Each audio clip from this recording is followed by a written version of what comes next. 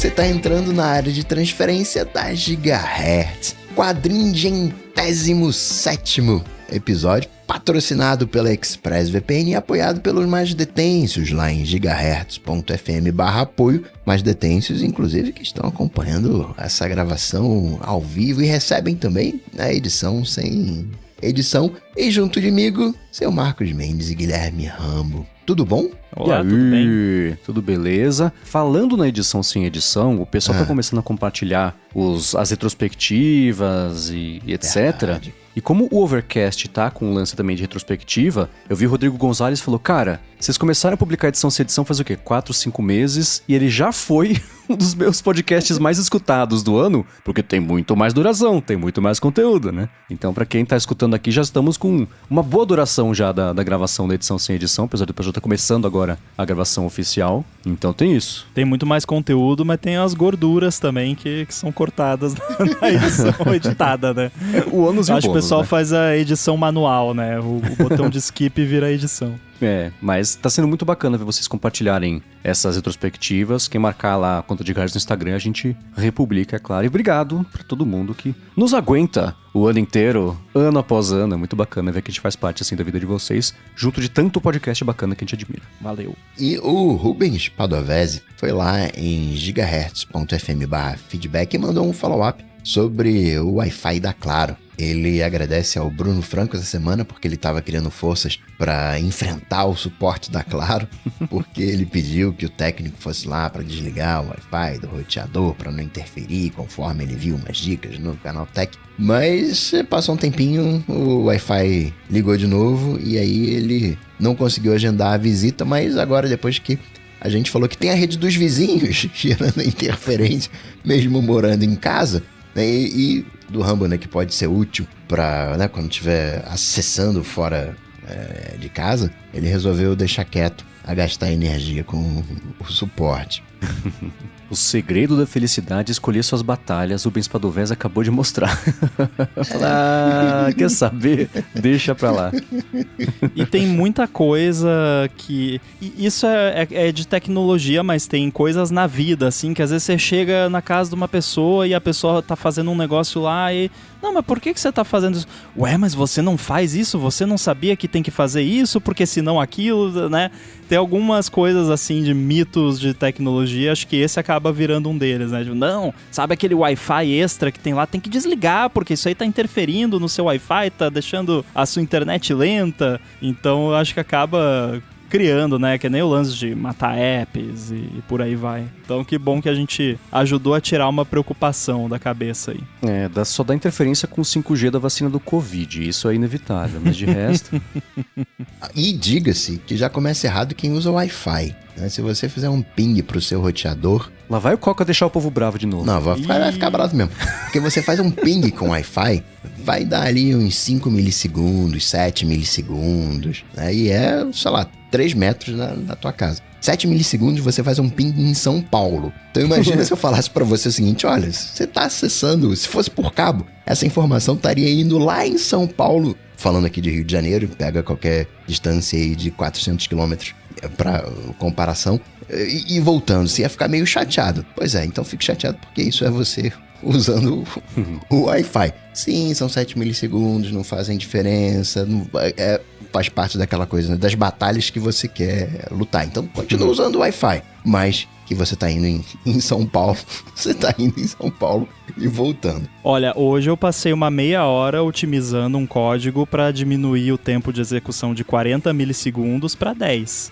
Então 30 milissegundos fazem diferença sim. Inclusive eu tô fazendo o teste aqui porque eu fiquei curioso. Você falou do ping, eu tô no Mac aqui que tá no cabo, dando ping no switch principal ali, tá entre 1 e 2 milissegundos. No outro que tá no Wi-Fi, tem alguns que dá 4, quase 5 milissegundos, o que é ok, mas daí vai variando. Aí daqui a pouco dá 40, 100 e pouco, quase 200, aí então realmente o Wi-Fi é bom, mas não é mágica.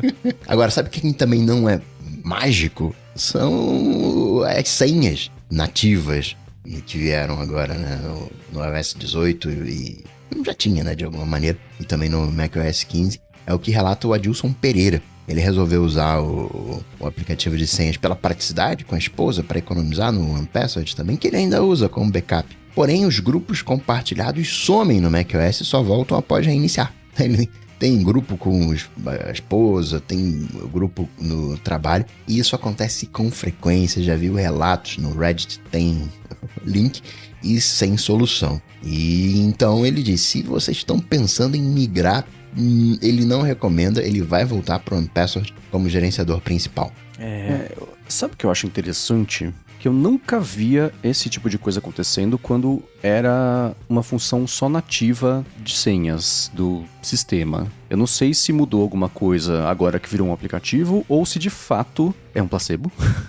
Por quê? Pra mim nunca tinha acontecido de perder informação desse jeito, e é o aplicativo You Have One Job, né? O seu administrador de senhas. Se eu cadastrei o 2 fatores no Instagram, você lembra, porque é pra isso que você serve. Se você deletar isso, você falhou miseravelmente na coisa que você tem que fazer, uma coisa importante, tipo uma senha, né? Você não pode perder isso. Então agora ele falando também que tá passando... Esse problema específico é menos pior, porque a informação não se perde. Só tem que entre aspas, né? Tem que reiniciar e aí... Eu acho que a disrupção de você reiniciar um computador é de pelo menos 40 minutos. Entre você tá no flow, perceber o problema, reiniciar, ver se tá funcionando e voltar pro flow, né?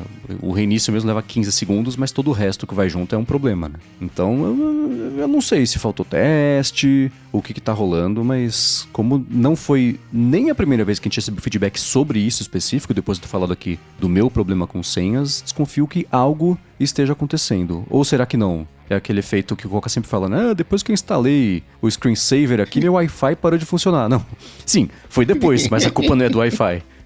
Olha, eu acho que é bugado mesmo, porque tem a frase clássica do pessoal da programação, sync is hard, né? Sincronizar coisa é complicado. Por mais simples que pareça, é o problema mais difícil da ciência da computação, que envolve, né, network e tudo mais, porque eu imagino que possa ser talvez um lance de você tem devices que estão com uma versão antiga do modelo que ele usa para armazenar as informações, aí você salva um negócio ali que esse outro device não suporta, aí vai para outro device, o device apaga porque ele não suporta, e aí ele manda sincronizar e sincroniza para o seu device novo, o negócio faltando pedaço, que é muito complicado. Isso é só um exemplo do que poderia estar acontecendo, não quer dizer que seja isso, mas eu acho que tem que dar aí mais um ano, pra poder azeitar tudo bonitinho, e aí a gente leva mais a sério o aplicativo Passwords. Eu acho que o lance de você ter percebido agora é porque você foi com mais confiança. Agora é um app, então agora eu posso usar. E aí você viu que não pode. Já dizia Ted Lasso, it's the hope that kills you. Tem certas coisas que combinam e outras coisas que não combinam. E outras coisas que ficam a critério, né? Batata frita e sal combina. Salzinho na batata combina. Peixe e batata frita, eu não sei se exatamente combina, mas vai ter, né? Se for em óleo separado, aí combina. Mas vão ter países que vão dizer que combina, por isso que fica a critério. Agora, coisa que não combina é Apple e nuvem, né? Apple e nuvem, né? Assim. Se você botar uma maçã na nuvem, a maçã cai. Cientificamente comprovado que não vai funcionar, então.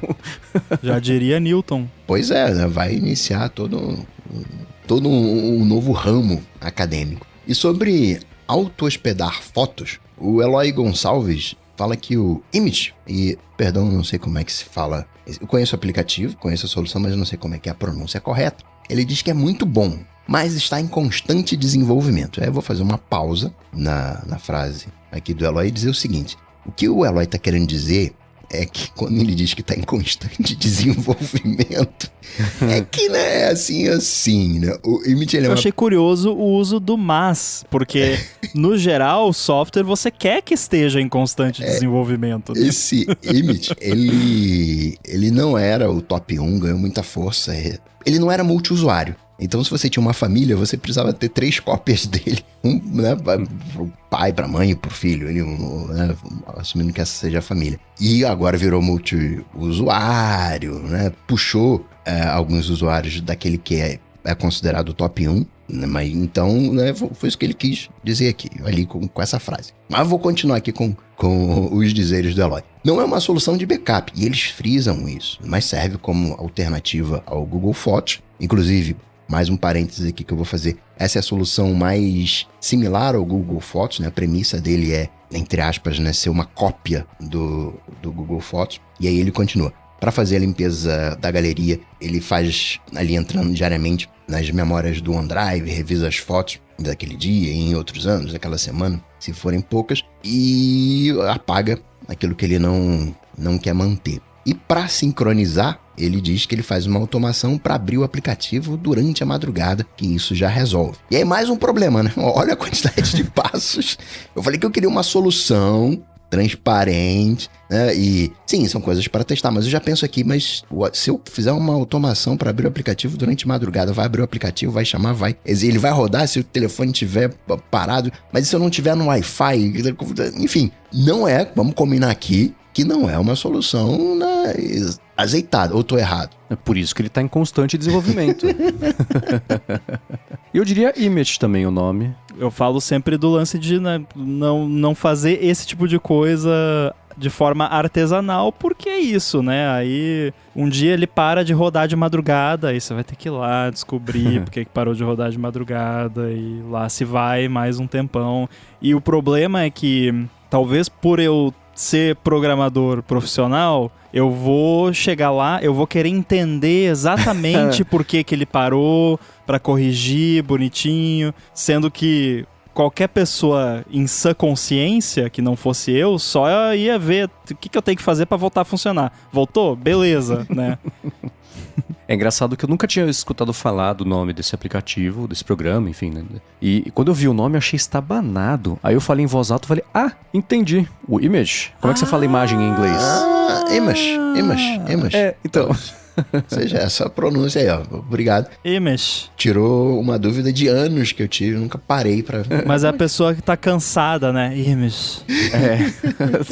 Mas é aquilo, né? São as batalhas que você quer lutar, né?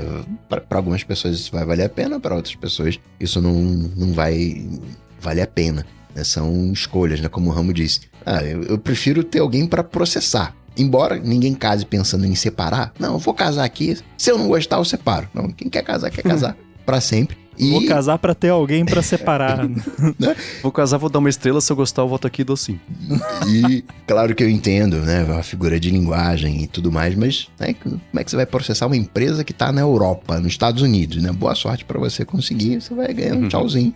Mas no final das contas você vai ganhar um dinheiro, talvez, se conseguir fazer todo o processo. Por outro lado, se você tiver uma solução auto-hospedada, se der ruim no teu disco, pelo menos você pode levar para um laboratório, vai gastar aquilo que você ganharia na ação, mas vai ter pelo menos possivelmente, né, os seus arquivos de volta diferente lá, que você só vai ter o dinheiro lá e os arquivos foram embora. Então, no final das contas, são escolhas que você quer ter. E, na dúvida, faz os dois, né? Faz os dois ali, né? Agrada. Sempre que eu vejo um ou, eu troco por e, né? Eu tenho o aí da dá um monte Apple de bug na no nuvem. app, você não sabe por quê. Mas aí é gostoso, né? E ainda um pouco sobre isso, né? A questão de administração de fotos, sempre que fica cheio ali de boletos e coisas do tipo. O Adilson Pereira, que ainda há pouco, né, tá bravo com os senhas, sempre que ele tira um print e vê que não vai precisar mais, ele já apaga. Fotos repetidas, mas que ele não quer apagar e não quer na galeria, ele acaba escondendo. Então na galeria sempre fica limpa somente com as fotos que ele quer. Inclusive, tirou a permissão do WhatsApp de salvar na galeria as fotos tiradas. Com o aplicativo, assim, ele consegue ter um controle ainda melhor da galeria. E isso aí eu concordo, viu? Porque jogar automaticamente as fotos do WhatsApp na galeria, você tá dando uma permissão demais. Tá dando permissão pra galera sujar o teu rolo de câmera. Não, no meu rolo só eu meto a mão.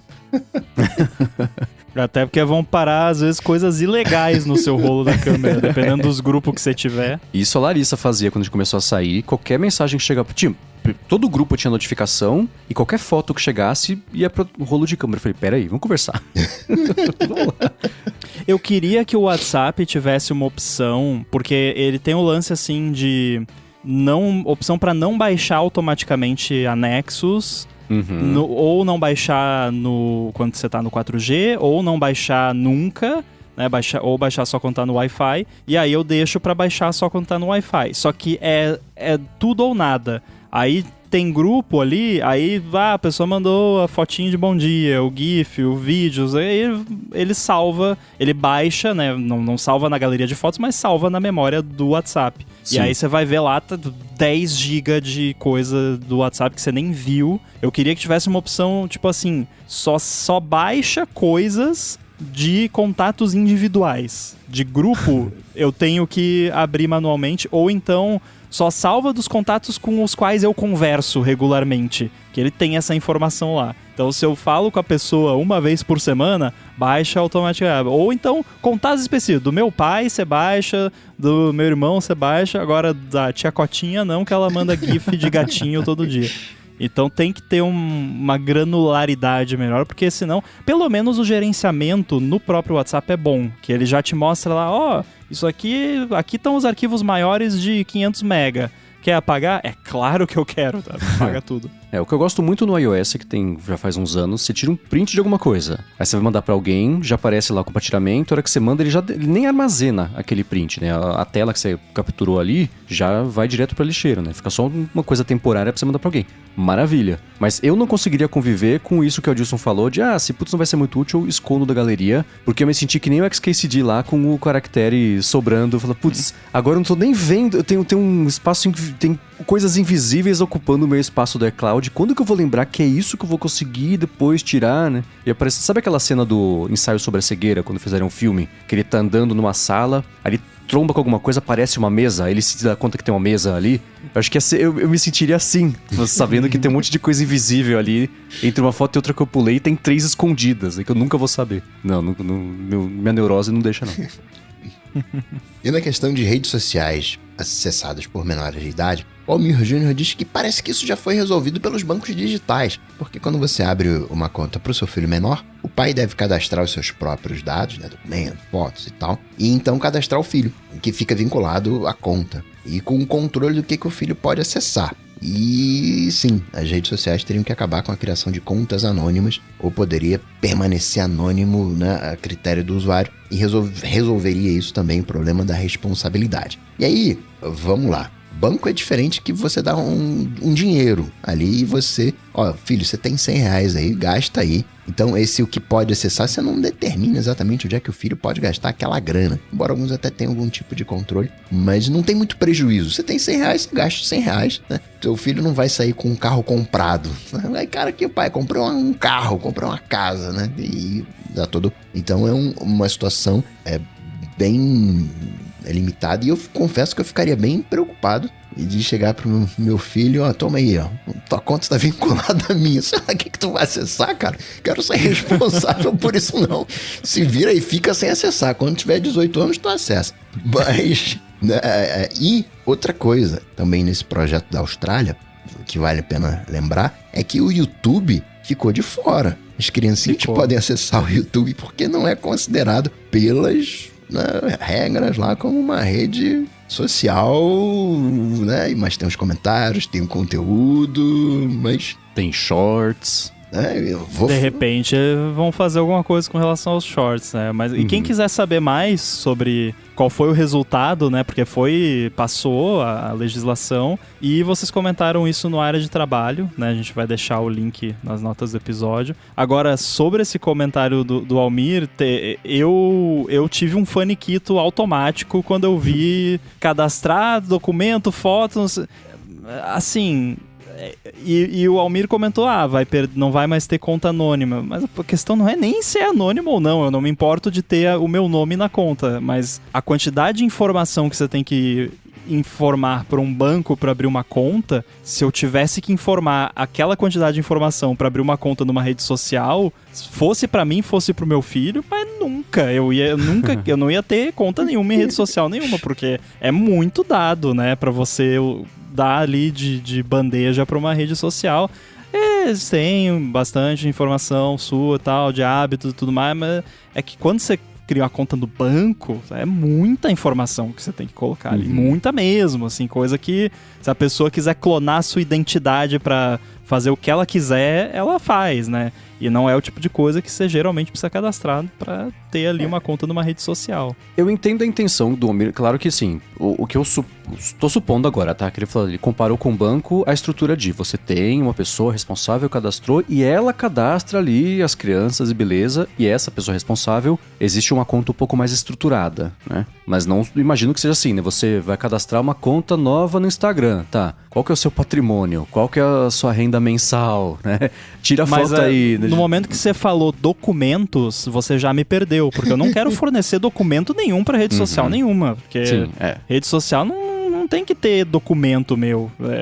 Aí já me pega, entendeu? E aí se for uma foto da carteira de motorista, pronto, já tem todas as informações ali, né? Que é o que as redes pedem quando vão verificar a conta, né? Mesmo a conta paga, hoje não mais, que eu não paguei, não faço ideia. Porque antes era assim, quer verificar, no Twitter era assim, né?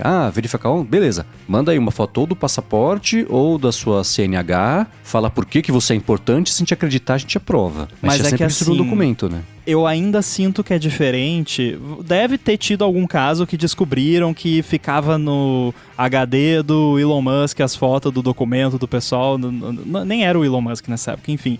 Mas é diferente uma coisa pontual que você verifica e uma coisa que, nesse caso, como seria um caso de responsabilização, eu suponho que esses dados ficariam armazenados lá na rede social para, se der ruim, eles falam, tá aqui o documento dele, foi ele que cadastrou o filho, se resolve com ele. Então é diferente de uma simples verificação para garantir que você é você e uma verificação de responsabilização, que aquela informação vai ficar lá para ser usada contra você depois. E, né, vale lembrar também que a gente sabe que existe o YouTube Kids aí, mas... Continuando, o Henrique Félix, que mora lá na Austrália, ele disse que em relação à privacidade existe o Australian Privacy Act de 88, veja só. E também, né, os princípios de privacidade australianos. E é uma parada tão complexa que esses dias ele teve que fazer um movimento gigantesco na empresa que ele trabalha para mudar os termos de privacidade só para enviar um e-mail de um tipo diferente, né, para quem já assinava a newsletter e assim não correr o risco de pagar uma multa milionária. E aí ele mandou, tá aqui o link pros APPs, porque é tão complexo que a Australian Privacy Act e Australian Privacy Principles aparentemente tem uma sigla muito parecida.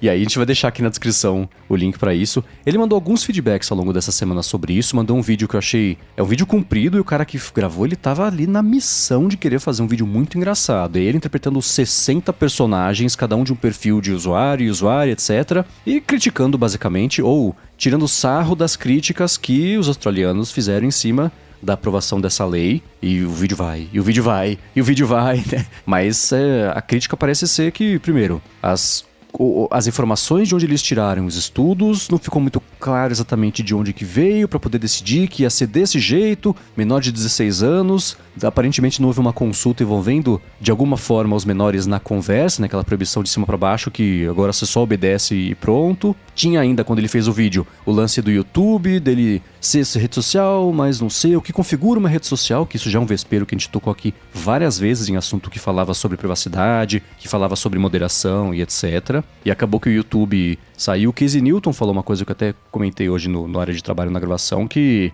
vai ser interessante ver o impacto disso daqui a alguns anos, né? Se o YouTube for a única rede social de consumo de vídeo curto, e o que de fato pode ser para os australianos, que baniu o TikTok, baniu etc., né? O que isso vai ser para essa galera que vai crescer com isso? Como é que vai informar tanto linguagem de consumo multimídia, quanto geração de conteúdo também? Vai ser bem interessante. E bem ou mal, isso... Eu sempre falei aqui sobre... Nenhum experimento vai ser perfeito. Todos vão ter um monte de furo, um monte de buraco, um monte de problema, que é como tá hoje. Então que tal tentar alguma coisa diferente, sabendo que vai falhar, mas entre o começo e a falha vai ter 2 passos de progresso, pelo menos um passo pro lado, e vai ser só exemplos do que não fazer. E aí você tenta achar uma outra forma, porque como está hoje, aparentemente também não é a solução. Então qualquer movimento é melhor que nada. Tem experimento que eu prefiro que não seja feito, né? A gente tem aí ao longo da história alguns experimentos governamentais que não deram muito certo. Eu, particularmente, ainda prefiro deixar os buracos e os problemas que estão agora porque como a coisa funciona naturalmente na natureza do ser humano do que uma intervenção absurda que pode causar problemas. Mas eu vou prever aqui o que vai acontecer. Vamos ver se vai acontecer. Vai virar uma briga de gato e rato, isso aí. Porque eu não tinha parado pra pensar nisso quando a gente conversou semana passada. Essa lei, ela vai funcionar para Facebook, TikTok, etc. Vão surgir coisa que nem é rede social, que vai virar rede social porque a juventude vai descobrir que dá para usar como uma rede social. Qualquer lugar que der para mandar mensagem ou postar coisas vai virar rede social pra essa galera. Daí vai lá o governo, não, esse aqui tem que banir também, tem que ter autorização.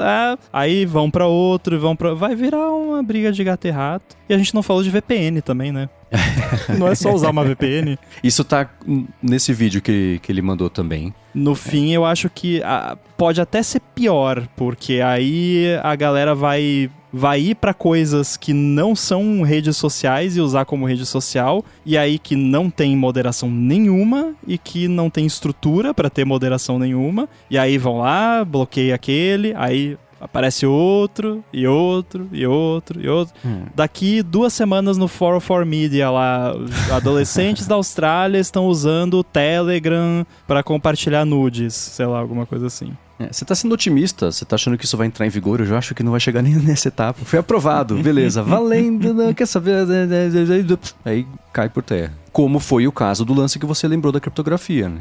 Foi o mesmo caminho, né? E Mendes, o Douglas Santana, ele tá tretado contigo. Falou pra não fazer isso de novo, porque ele tava vendo o episódio enquanto dirigia e você comenta do lance. Você até comentou ainda há pouco do espaço vazio estar em negrito. E nesse exato momento ele conseguiu imaginar essa situação e, sem exagero, a aflição foi como se estivesse passando a unha numa lousa, né? Ou esfregar o isopor um no outro, né? Isso é perturbador. E outras agonias, né? Tem um espaço vazio no final de um parágrafo, com um texto de formatação diferente do meio do texto, ali fora do padrão, e ele manda abraços. Eu vou dizer que eu deixei de ser eu por causa de um espaço. Eu tava fazendo uma compra e quando você preenche os dados, o autocomplete, ele coloca um espaço no final. Então eu era Gustavo Branco. E eu preenchi lá as coisas e não por que não? Assim, eu falei, será que é? E aí eu virei Gustavo e eu consegui comprar. Então hoje eu tenho essa mania lá. Provavelmente hoje já deve estar corrigido, já colocaram um trim do processo. Aprenderam que existe a função trim, né? Pois é, mas ele ainda não estava ali e hoje eu tenho esse hábito de autocomplete, de apago lá o último espaço do nome. Cara, campo de digitação é um dos outros motivos que me levam a crer que a humanidade nunca vai curar o câncer. Tomada é uma delas, conector é outra e esse tipo de coisa. Assim, cara, no site da Apple do Brasil, você tem que botar o traço no CEP. Que se você não puser o traço no CEP, ele fala, não sei o que você tá falando, não vou calcular frete nenhum. Mas, cara, pelo amor de Deus, né, cara? O CPF você tem que formatar direitinho. Não, isso eu comprei essa semana na Apple Store, no aplicativo, e eu nunca na minha vida fiz uma compra no aplicativo da Apple Store do Brasil sem ter erro na primeira tentativa. Porque tá tudo salvo lá, cartão, endereço, tudo. Porém, ele pede o CPF. E o CPF, acho que por ser uma informação só do Brasil, ele não salva na sua conta, porque, sei lá, eles não querem ter toda a regulamentação lá pra poder salvar CPF, que tem todo um esquema. Aí, tudo bem, é melhor não salvar se não for fazer direito. Mas aí cria essa experiência. E aí você abre lá no endereço, que CPF faz parte do endereço, né? Faz todo sentido.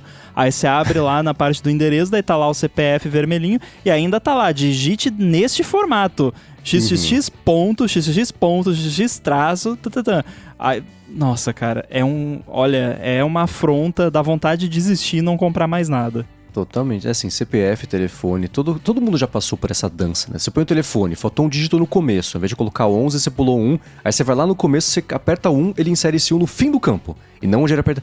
esse tipo de coisa, fala, cara, que loucura, né? Que estamos aqui na porta de 2025, a gente ainda...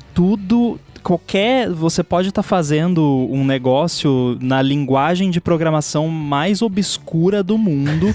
Alguém fez uma biblioteca de máscara de campo de texto. E se você não sabe fazer, e esse é o tipo de coisa que eu falo, não faz na mão, pega uma biblioteca que tem 10 mil estrelas no GitHub e usa, porque vai ser melhor do que... E aí tem site que alguém fez mal e porcamente, máscara de campo, e aí não deixa você colar no campo, porque a beldade lá que programou o negócio não soube implementar, só não, tem que digitar caractere por caractere. Se colar, eu não sei o que fazer aqui. Olha, e aí a maioria desses sites que não deixa colar, se você clicar com o botão direito, e tem a opção Isso de que eu ia colar falar. e você cola. E aí funciona igual. Eu lembro quando acrescentaram o dígito 9 nos celulares, e nessa época eu trabalhava ainda numa agência, e existia Flash ainda, né? Então as tecnologias, sites todos em Flash e etc. E foi assim, era o trabalho de meses pegar todos os sites de todos os clientes e mexer lá para se conseguir comportar o 9, porque a validação do campo de telefone tinha aquela fórmula de a quantidade de números exatos, né? Aí é o parênteses, não é, o traço no meio, você colocava o 9. Isso que eu acabei de falar do 1 também. Então eu lembro assim, o povo deve ter tido pesadelos com um acréscimo do 9. E rolou um caos, né? Foi o bug do milênio do 9, assim, quando rolou isso. O bug do 9, né? Não inveja esse pessoal dessa época, não. Até hoje, cara, volta e nunca eu vou em algum lugar e dá algum bug por causa do negócio do 9. Já aconteceu, não faz muito tempo, assim, que eu fui num site e... Principalmente, tipo, sei lá, site de fora que vende pro Brasil e pede telefone. E aí, pô, o site foi feito há 10 anos atrás, ou nem sei quando que foi o negócio do 9, acho que é até mais de 10 anos. E aí não mudou e ninguém avisou, porque ninguém do Brasil compra lá. Aí eu boto sem o 9 mesmo e torço pra eles não tentarem me ligar. Eu tô caçando aqui quando que foi a adição do novo dígito. Começou em 2012 em São Paulo e acabou em 2016, quando os últimos estados foram Paraná, Santa Catarina e Rio Grande do Sul receberam esse dígito. Aí, pra completar as nossas reclamações aqui de UX e essas coisas, ontem eu entrei num site de receita de culinária. Que vai ser dos futuros destinos da juventude australiana, quando não puder usar rede social. Ana Maria Braga australiana, o aplicativo dela vai virar fórum de trocar nude. Vai ser a rede social do Tudo Gostoso lá. Só que aí o gostoso vai ser outra coisa. Agora... eu já fazia uma piada com Naked Cake, achei melhor deixar pra lá, então fica registrado aqui. Eu fui pegar... Tava a receita lá e eu coloco as receitas no aplicativo Notas, né? E mesmo que eu não fosse colocar ali, existe N motivos pra você copiar a receita do site e colar em outro lugar. Selecionei, dei copy, abri um banner, as receitas... As nossas fotos são protegidas por copyright. Meu filho, eu não tô nem tentando copiar uma foto, tô tentando copiar texto. E, cara, sério, nossa, tipo, dá vontade de entrar lá no Pi-hole e bloquear o domínio desse site pra internet inteira, se eu pudesse, porque um site desse não deve existir. Porque se alguém quiser pegar a bendita da sua foto que você tem copyright, tira um print, pronto, copia e cola o print. Isso... Site que não deixa você copiar é o fim da picada. Não tem coisa que limite mais... exatamente. É pra ver, não é pra copiar, né?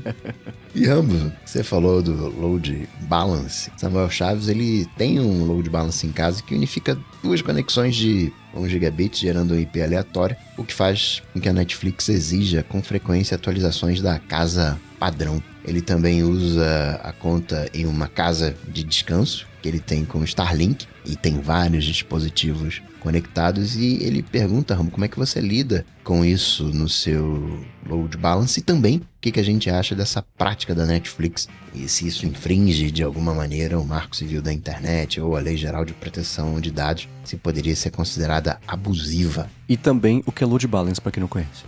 Bom, o load balance é assim, eu já falei várias vezes aqui que eu tenho duas conexões com a internet, né? 2 provedores. E aí o load balance é um switch com várias portas Ethernet lá, como se fosse o seu switch de casa. Só que em vez de você ligar só uma internet nele, você liga 2. E ele é um load balance porque a ideia é que ele vai balancear a carga entre os 2 provedores. E aí, dentro desse load balance, você configura de formas diferentes como você quer que isso aconteça. Eu fiquei um pouco em dúvida, porque o Samuel mencionou que ele tem a conta, entendi que seria a conta do Netflix, em outra casa que usa o Starlink. Eu não sei como que funciona a questão de IP com o Starlink, mas por ser uma coisa de satélite, eu imagino que talvez até seja mais randômico do que uma rede de casa. Porque eu, sinceramente, nunca tive problema com a questão de Netflix, nem nenhuma conta, assim, de... Porque o que ele quer dizer que poderia estar acontecendo é assim, você tem o load balance ali, aí você abriu o site do Netflix agora, ou o app, enfim, abriu pela rede 1, pela internet 1. Aí daqui um pouco você abre em outro device lá e ele abriu na rede 2, aí é outro IP...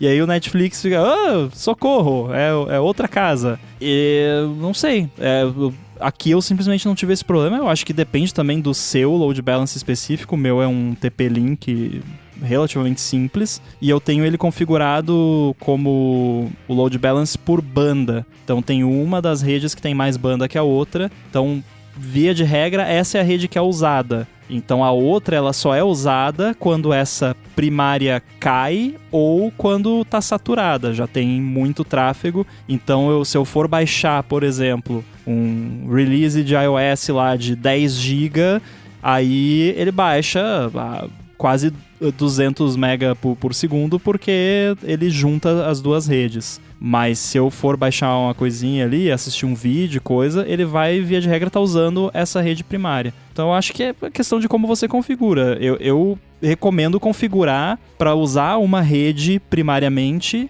e usar a outra como escape, como overflow, né? Se a primeira estiver saturada ou caído. Porque ficar misturando, assim, pingando de uma para outra é meio complicado. E tem uma outra configuração, geralmente, que eles chamam de application-based, que é meio que ele tenta manter os diferentes serviços na mesma rede.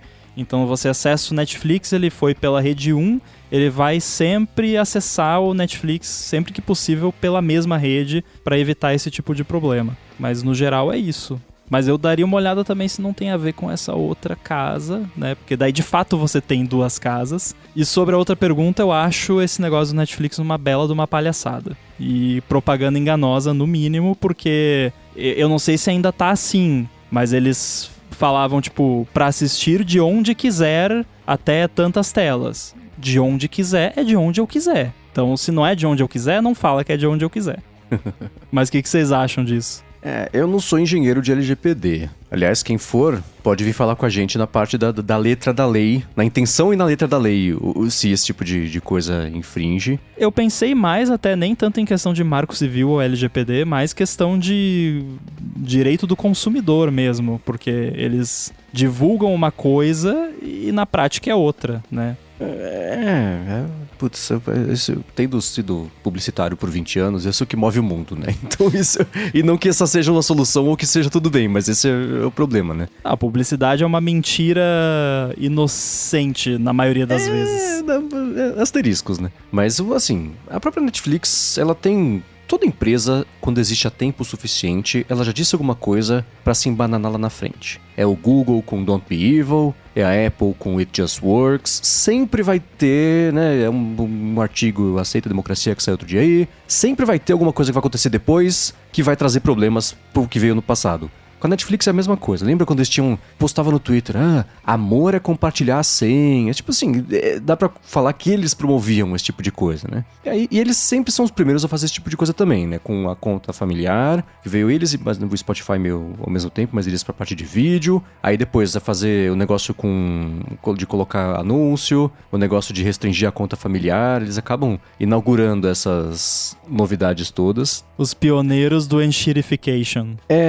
E existe o mesmo argumento que dá pra fazer com carteirinha de estudante, por exemplo, né?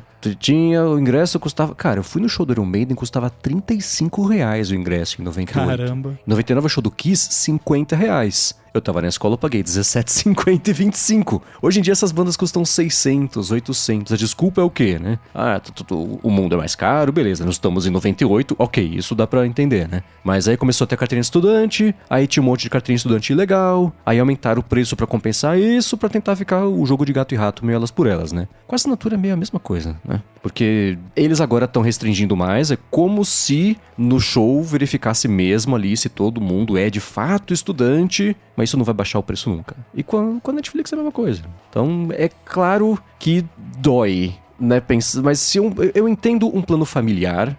E se eu sou a Netflix? Eu falo, putz, vocês moram na mesma casa? Tudo bem, tem o perfil, beleza. Mas se não é na mesma casa, o problema do negócio chama plano familiar, né? Se fosse plano compartilhado, esse tipo de coisa, o Spotify tem, inclusive, tem conta de casal, não tem no Spotify? O Duo, acho que chama o plano, que é só pra dar uma dividida ali. Agora, a questão, só pra defender aqui o Samuel e a mim próprio, porque eu não tô defendendo, eu não acho correto você compartilhar a sua senha com outras pessoas. Isso eu não acho certo, nunca achei. Aí é critério da plataforma fazer algo a respeito disso ou não. A questão é quando você faz da forma errada e você tá prejudicando o uso legítimo do negócio. Perfeito. É tipo, foi de muito pro outro lado. Que é o que eu sempre falo sobre o negócio de pirataria, de app, jogo e tal, que você implementa um negócio pra impedir pirataria e você só prejudica o usuário legítimo da parada que tá pagando. A gente vai voltar pro papo da Austrália, por exemplo. É a mesma coisa com o VPN. Porque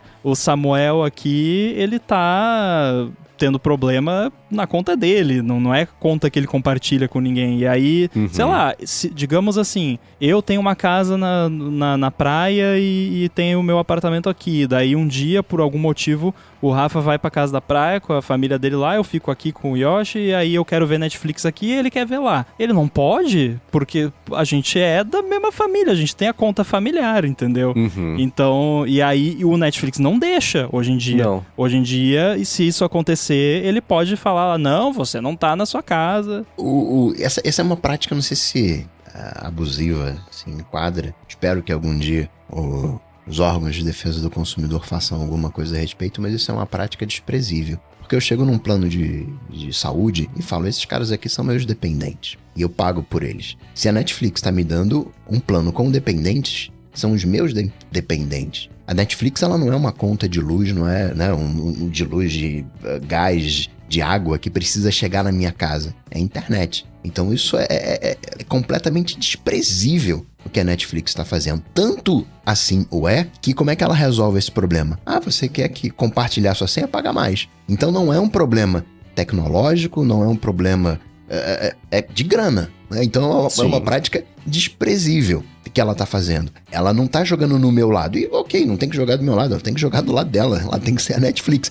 Mas não constrói uma história. Não, compartilha a senha, não sei o que, isso aqui é pro seu família, pros seus dependentes, você pode ter 4 telas, né? Peraí, é um serviço de internet que eu só posso acessar na minha casa? Que restrição doida é essa? E eles fizeram isso, Netflix, Disney tá seguindo no mesmo caminho e já todo mundo tá fazendo. Espero que tomem uma bela carcada dos órgãos de defesa do consumidor, porque isso é uma prática desprezível. É meu dependente, então eu escolho o que fazer. Se eu quero colocar uma conta, né, vocês falaram aí, não, compartilhar a conta é meio...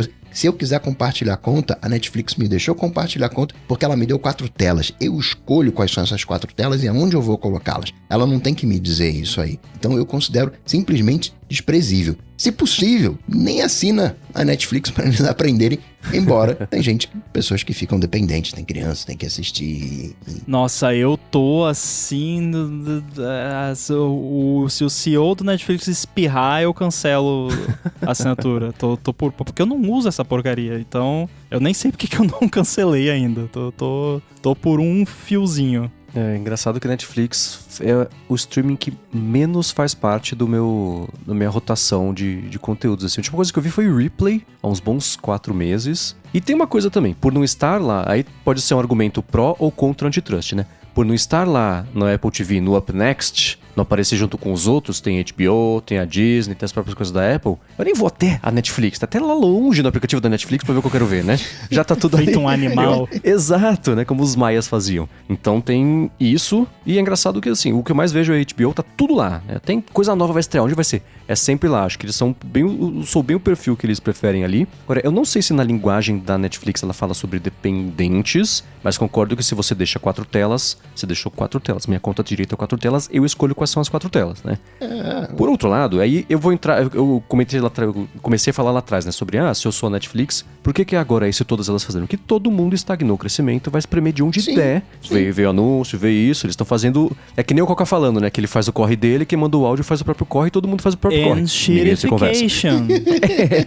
Então é a mesma coisa. E tem quem faz o uso legítimo, se é uma família que não é a família que mora na mesma casa, tá sendo prejudicada, pro ponto do que o Rambo comentou, porque um dos hábitos de muita gente era, gente, tô aqui, assinei Netflix, tenho 4 slots aqui, quem quer? Me manda um e-mail pra colocar. No Brasil o pessoal vendia, aí já é no mínimo antiético, né? Eu ia fazer esse gancho com o lance da carteirinha de estudante, né? Porque aí você tem essas pessoas que se fica num tamanho grande o suficiente, aí você entorna o caldo pra quem tava usando do jeito legítimo. Sempre tem um idiota. É que nem então a pessoa que leva um galão de 20 litros no refil lá do refrigerante. Só pra aparecer no YouTube. Sim, eu concordo. Mas você não tem 4 telas? Eu coloco essas 4 telas onde eu quiser. O plano de saúde me diz, você pode ter aqui dependentes até 24 anos, sei lá, né, se for menor, enfim, tem as regras que tem lá, pai, mãe, enfim. E é a mesma coisa. Mas, peraí, eu não posso ter um dependente que não mora comigo aqui no plano de saúde? Né? E a gente tá falando de internet, onde tudo virtual.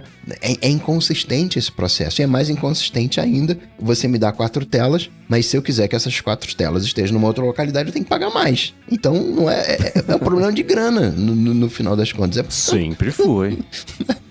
Coca, é sempre problema de grana, tá? Vamos poupar até o resto do ADT de todos os tempos, é sempre grana.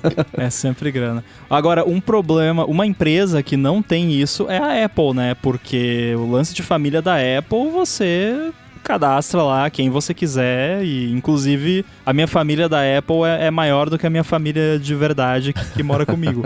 E aí, só que aí não tô cobrando de ninguém, todo mundo tá pendurado lá na minha conta, sou eu que pago tudo, inclusive se essas pessoas comprarem app, coisa, quem paga sou eu, porque vai tudo no cartão. Eu acho que essa é a sacada da Apple, se comprar alguma coisa é no cartão do responsável da conta. Você tem lá os seus 5 slots, mas imagina a Apple falando, não, você não pode colocar nesse Mac não, esse Mac aí, não. Você só pode colocar... Você só tem direito a ter 2 dispositivos. Você só pode ter um iPhone e um Mac. Você não pode ter...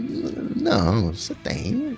Eu já sei como é que faz pro Coca gostar. Só pode funcionar se estiver conectado no cabo de rede do modem da casa.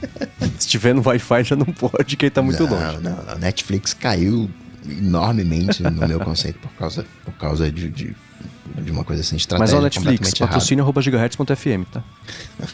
Licença do AirBuddy, por exemplo, são 5 Macs, né? Eu não tô monitorando de que Mac que é. Se você quer dar ali pro seu vizinho botar no Mac dele, são 5 Macs. Teoricamente, nos termos de uso, diz que são 5 Macs que você utiliza. Mas, sei lá, de vez em quando eu visito ali o vizinho e mexo no Mac dele. Então é um Mac que eu uso, né? Não tô monitorando cada um. Macs que você frequenta. Mas é diferente, Rambo, porque você tá falando, os 5 Macs que você usa é para uso pessoal. Você não tá caracterizando nesse plano como algo família. Sim.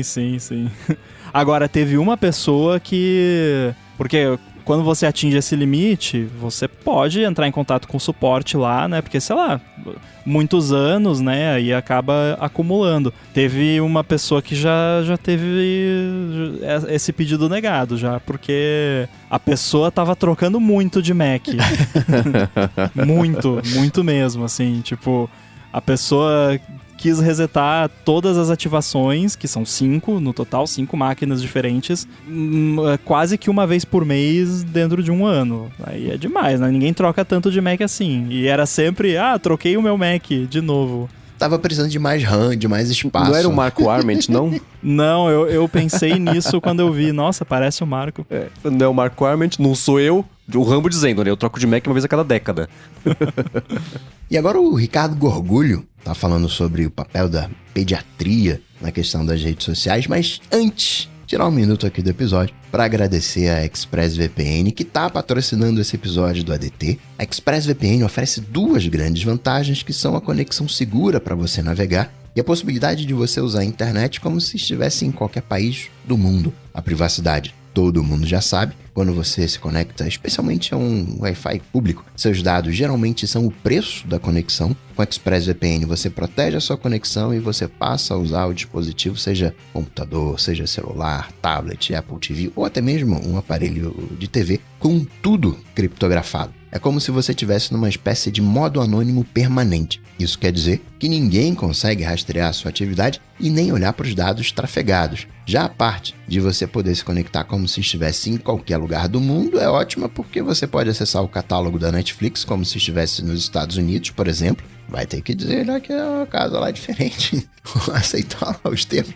Mas né, esse catálogo é diferente do que ela disponibiliza aqui no Brasil. A mesma coisa acontece para outros serviços de streaming, não só de vídeo, como de música também. E ao contrário, também funciona. Então, se você tiver fora do país e quiser acessar um vídeo do YouTube, por exemplo, que só está liberado para o Brasil, com ExpressVPN você vai lá na lista de uns 100 países que ela oferece, seleciona Brasil, ativa e pronto, dá para ver o vídeo. Uma preocupação que muita gente tem com o VPN é como isso afeta a velocidade da conexão. E isso é uma coisa com a qual a ExpressVPN também se preocupa. Por isso, ela oferece uma conexão segura, rápida, sem atraso, conexão estável, confiável e conexão segura ainda por cima. Para conhecer melhor a ExpressVPN, faz o seguinte: acesse expressvpn.com/ADT e com esse link você vai ganhar 3 meses grátis na assinatura do plano anual. Você tem 30 dias para testar também e ainda por cima, assinando por meio desse link, você ajuda aqui o podcast. Então acessa lá expressvpn.com/ADT, garante seus 3 meses de graça na assinatura do plano anual. Começa a navegar pela internet de forma segura, sem ninguém bisbilhotando o que você faz. Muito obrigado, ExpressVPN, pelo patrocínio do ADT e pelo apoio a toda a Gigahertz. Valeu! Valeu! Pois bem, eu cavei uma falta e consegui a falta para falar da nota da Sociedade Brasileira de Pediatria, que já tem 1 ano já. Essa nota estava guardando isso no coração. Pois bem, o Ricardo Gorgulho disse: meu Deus, tive que parar o carro para escrever depois que escutei o Coca dizendo que a Sociedade Brasileira de Pediatria não deve falar sobre tempo de tela e afins, porque não entende de desenvolvimento cerebral da criança. Cuidado, muito cuidado com questões opinativas. Vocês são formadores de opinião e uma visão errônea sobre questões de saúde pública pode disseminar baboseiras como essa. Adoro cada um de vocês, todos sabem que acompanho desde o T0 tudo o que vocês fazem, mas precisam de cuidado e uma curadoria para falar sobre assuntos que envolvam saúde. E aí, eu vou dizer o seguinte: se acompanha desde o T0, Ricardo Gorgulho, você já deve saber que eu não falo as coisas de achismo. Quando eu falo as coisas de achismo, eu digo eu acho. As coisas que eu falo geralmente têm um alto grau de certeza. E quando eu digo que o pediatra não entende de desenvolvimento cerebral, é óbvio que ele entende. Eu falo isso, que eles são a linha de frente, vai dar aquela primeira orientação para o pai. Eles precisam fazer aquele monitoramento dos marcos neuropsicomotores. Caramba, ali não tá sentando, não tá segurando a cabeça, aqui tá meio molinho. E aí, a partir disso, eles fazem um encaminhamento para um pediatra também, muitas das vezes, com uma outra subespecialização, que é a neurologia infantil. Então, uma pessoa, para ter capacidade, para entender desses transtornos de desenvolvimento, vamos chamar assim, de desenvolvimento cerebral, envolve mais, outras coisas, mas vamos restringir nesse ponto. Precisa fazer a medicina, depois de fazer a medicina, mais 3 anos de residência em pediatria e depois disso, mais 3 anos da especialização, que é em neurologia, não uma especialização pediátrica, em neurologia infantil, mais 3 anos. Então, não entende, porque se entendesse não precisava estudar mais, então precisa estudar mais. Claro que todos os pediatras moram no meu coração, adoro médicos, abraço Dr. Carlos, meu médico, em especial, a quem eu tenho um pacto, que diz: você não tem que me curar, você não pode me deixar doente. Se eu ficar doente, você errou, eu vou culpar, mas enfim. Então é esse o cenário quando eu digo lá, olha, eles não entendem. Embora a nota da Sociedade Brasileira de Pediatria, ela tenha sido escrita por pessoas capacitadas, né? Foram pediatras que fizeram a especialização em neurologia. Sobre qual nota que você está falando? Só para todo mundo saber o contexto inteiro. Sim, isso foi na questão da Austrália, bloqueando o acesso às redes sociais dos mais jovens, do impacto na saúde mental. E tem uma nota que a Sociedade Brasileira de Pediatria emite no final de 2023, chamada Transtornos do Espectro Autista e o Tempo de Tela. E essa nota é feita pelo Departamento de Neurologia da Sociedade Brasileira de Pediatria. Então é uma nota onde quem tem capacidade para falar orienta os pediatras, que na minha fala ali, né, não teriam essa condição. Então são pessoas capacitadas. Existem 4 profissionais capacitados a falar sobre esse desenvolvimento cerebral, a falar de, digamos, transtorno do espectro autista, né? As pessoas que podem assinar lá o laudo desse cara aqui, né, tem TEA, nível tal, precisa disso, precisa daquilo. Que são os psiquiatras, que não chega a ser uma subespecialização, a psiquiatria infantil, que é desejável. Os pediatras que fazem a especialização em neurologia infantil, ou então os neurologistas que fazem essa especialização em neurologia infantil, né? É um outro caminho, mas são os caminhos médicos. E você tem a parte dos psicólogos, né, com especialização em autismo, e também os neuropsicólogos. Essa é a galera que fala. E essa nota é uma nota de 10 páginas, e quando você vê um título dizendo transtorno do espectro autista e tempo de tela, você imagina que vai ter um sim ou um não. E nessas 10 páginas tem literalmente meio parágrafo dizendo que não tem estudos que correlacionam de maneira definitiva o desenvolvimento do TEA com o tempo de tela. E aí eles já confundem correlação com causalidade.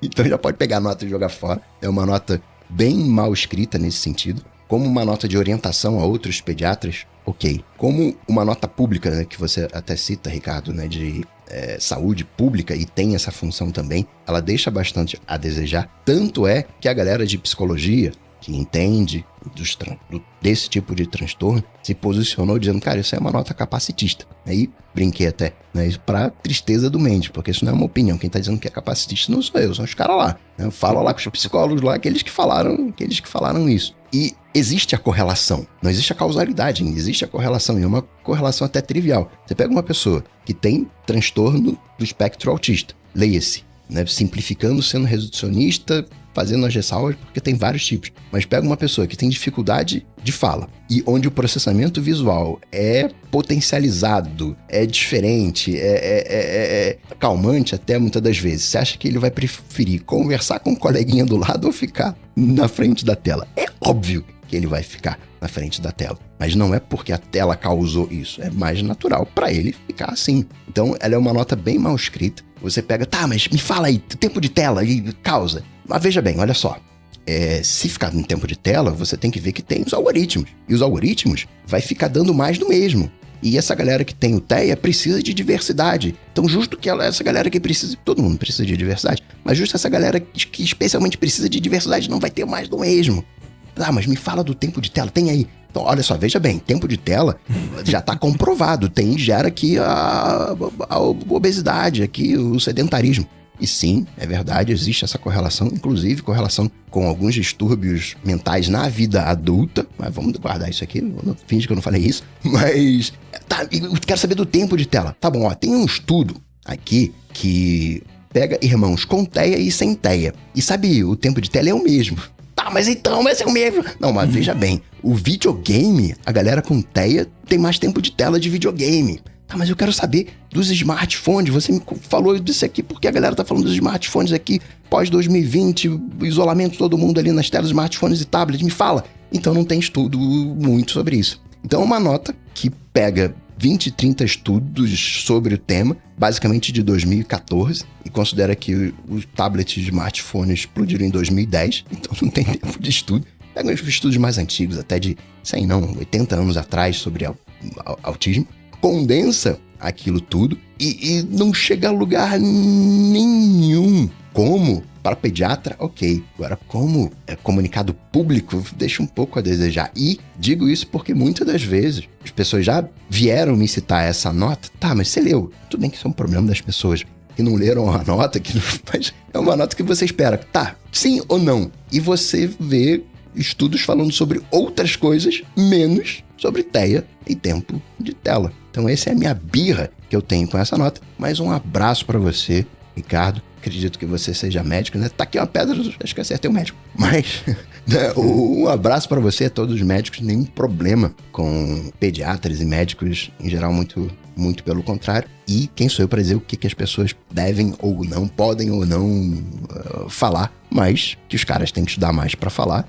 Tem 3 aninhos, é o tempo da subespecialização. Eu acho esse negócio de correlacionar essas coisas sempre é trigger pra mim, assim, porque parece que você tá falando que a pessoa vira outra coisa por tempo de tela. É tipo o pessoal que acha que você pode mudar a sua orientação sexual por ficar assistindo coisas ou por ver uma pessoa diferente ali.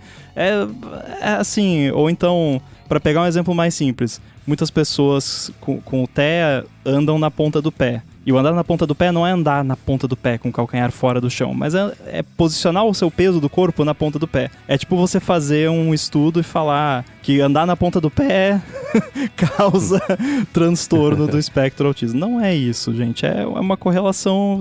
Tem a questão da deficiência de dopamina também, que é natural nessas pessoas, que é de nascença. E aí você tem uma tela que te traz muita dopamina, você tem uma deficiência daquilo, você fica, né? Ah, que legal.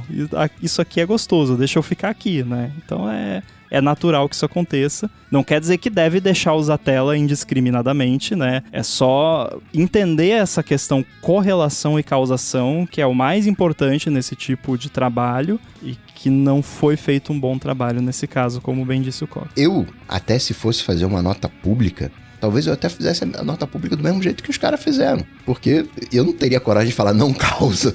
É porque aquela... não pode usar à vontade, usa regado. Não, eu falo, não usa regado não, porque tem ali o sedentarismo, tem aquilo outro. Então, talvez... Nunca dá pra falar 100%, né? Você tem que sempre...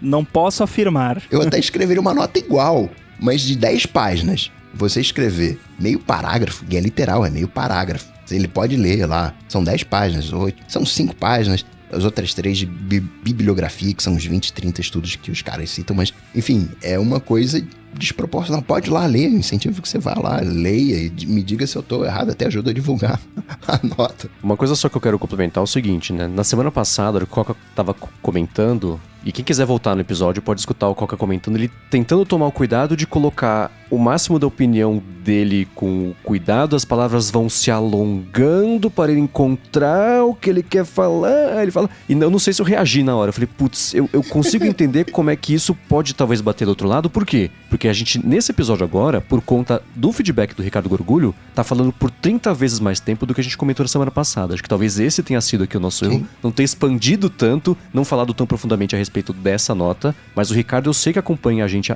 desde o começo, na verdade, ele foi um dos primeiros apoiadores lá do Loop Matinal, ele tá lá, ele falou do T0, tenho certeza que ele acompanha o Coca desde antes do Loop Matinal, quando o Coca apareceu com o Coca Tech, e agradeço ele por ter mandado esse feedback, e eu acho legal quando a pessoa discorda, ele ficou bravo, falou sobre opinião, baboseira, etc, mas eu não entendo como ter atacado o Coca, atacou a opinião, que eu acho que é diferente, e mesmo nesse caso, eu ficou bravo, ele parou, eu falei, parei o carro, meu Deus, pra você parar o carro... Que bom que ele parou o carro e não escreveu andando, né? Exato, né? Mas ainda assim eu vejo esse vídeo e falo, cara, que bom que a gente tem ouvintes que sabem se expressar e são educados, até pra discordar e na hora de criticar com educação. É uma diferença gigantesca, dá orgulho das pessoas que escutam aqui os nossos podcasts por conta disso. E, enfim, eu só queria pontuar isso aqui, porque, primeiro, né? A gente sempre coloca aqui os feedbacks que são majoritariamente positivos, isso é muito bacana. Quando chega feedback mais educado, a gente não coloca. Não é por discordar do feedback, mas é porque existem jeitos de se falar com o mundo. E o Ricardo, eu achei o jeito perfeito de falar, cara, eu fiquei muito bravo e decepcionado com vocês por isso e isso e isso. Mas não é por você, Coca, é pela opinião, é pela forma como foi exposto. Eu achei isso muito bacana. E com certeza... eu poderia expressar de melhores maneiras quando eu digo que o pediatra não entende. É óbvio que o cara entende, o cara faz a análise lá dos marcos importantes. O cara entende muito mais do que eu, né? Você vai seguir a minha recomendação de saúde ou de um médico? Claro que é do médico. Mas vocês não seguem minha recomendação tecnológica de fazer backup. Nem de backup. Não, tipo, a médica... Mas sim, tem, né? Como esse formador de opinião tem essa responsabilidade, por isso esclarecer. E lembro também que existem contextos. Uma coisa é se eu ser parado na rua e me perguntarem: você é contra ou a favor da pirataria? Cara, eu sou contra, até porque se eu disser que eu sou a favor, eu tô cometendo um crime, porque é uma apologia ao crime lá. Contra a pirataria, sou contra. Ainda mais se for polícia, sou contra. Desde criança eu sou pirata, tá maluco, sou contra. Agora, aqui no podcast, eu sou contra ou a favor das IAs pirateando o conteúdo para treinar. Eu sou a favor de piratear. Avança a tecnologia. Aí alguém corta só esse pedacinho. Aí pronto. Eu sou a favor de piratear. Já deu ruim. Mas não é para sempre. Vai chegar um momento que os caras vão ter que sentar. Porque se vai acontecer a mesma história que aconteceu com o Spotify quando bateu na porta das grandes gravadoras. Então, eu quero a tua música. Eu falei, quem é tu? Sai pra lá. Né? Imagina, eu sou IA, eu queria ter acesso a todo o YouTube. Deixa eu indexar todos os seus vídeos. Sai pra lá. Então, nesses cenários, cara, vai lá. Tá. Claro que quem tem que decidir isso é a justiça, né? Se é o fair use, se não é, se tem que pagar, se não tem que... Mas eu, pessoalmente, dentro desse cenário de tecnologia, acho que é um bem maior. Mas isso não autoriza qualquer pessoa a fazer pirataria, né? É para esse uso em específico, e depois eles vão ter que acertar as contas com a galera. Assim como... Com Deus. Não, a justiça, enfim, fazer os acordos. Como é o caso do Google, que chupinhou o conteúdo lá das notícias, não sei o quê, e teve ali que fazer um rearranjo. Imagina o Google, olha só, a gente fazer esse pré-acordo, né? Precisa de volume. Mas, então, tem ainda também o escopo aqui. Eu me sinto confortável em falar sobre essa questão por questões técnicas. Eu não vou falar de pediatria se o cara não estiver falando lá né, do tempo de tela, que é uma coisa de tecnologia que, né, envolve. Então ainda tem também esse escopo, né? Eu trato a conversa aqui no podcast, embora seja público, qualquer um pode acessar, mas não de uma maneira pública. Exatamente uma conversa com amigos, como é o caso do Ricardo Gorgulho, que está desde o T0. E eu acho que isso é uma coisa que a gente poderia passar décadas falando a respeito, mas o Ricardo menciona essa questão de formadores de opinião, e eu não gosto disso, sabe? Mas eu entendo perfeitamente o que ele quer dizer com isso, e eu sei a responsabilidade envolvida, mas eu não queria, sabe? Porque... E isso existe porque, infelizmente, a maioria das pessoas acaba tendo essa coisa de não, o cara tá falando ali e então ele deve entender de alguma coisa, então eu vou só ouvir o que o cara tá falando e aceitar. Nunca façam isso, por favor, com o que a gente fala aqui. Mas assim, coisa de tecnologia, vocês até podem acreditar um pouquinho. Agora, se não for sobre tecnologia, sobre as nossas áreas específicas, pesquisem, vejam os links, não vão atrás só do que a gente está falando, porque a gente fala muita besteira quando o assunto não é da nossa área de domínio. A gente estava treinando vocês para interagir com LLMs. Qualquer recomendação de médica / saúde que eu faça é no máximo para você ter assunto para conversar com o seu médico.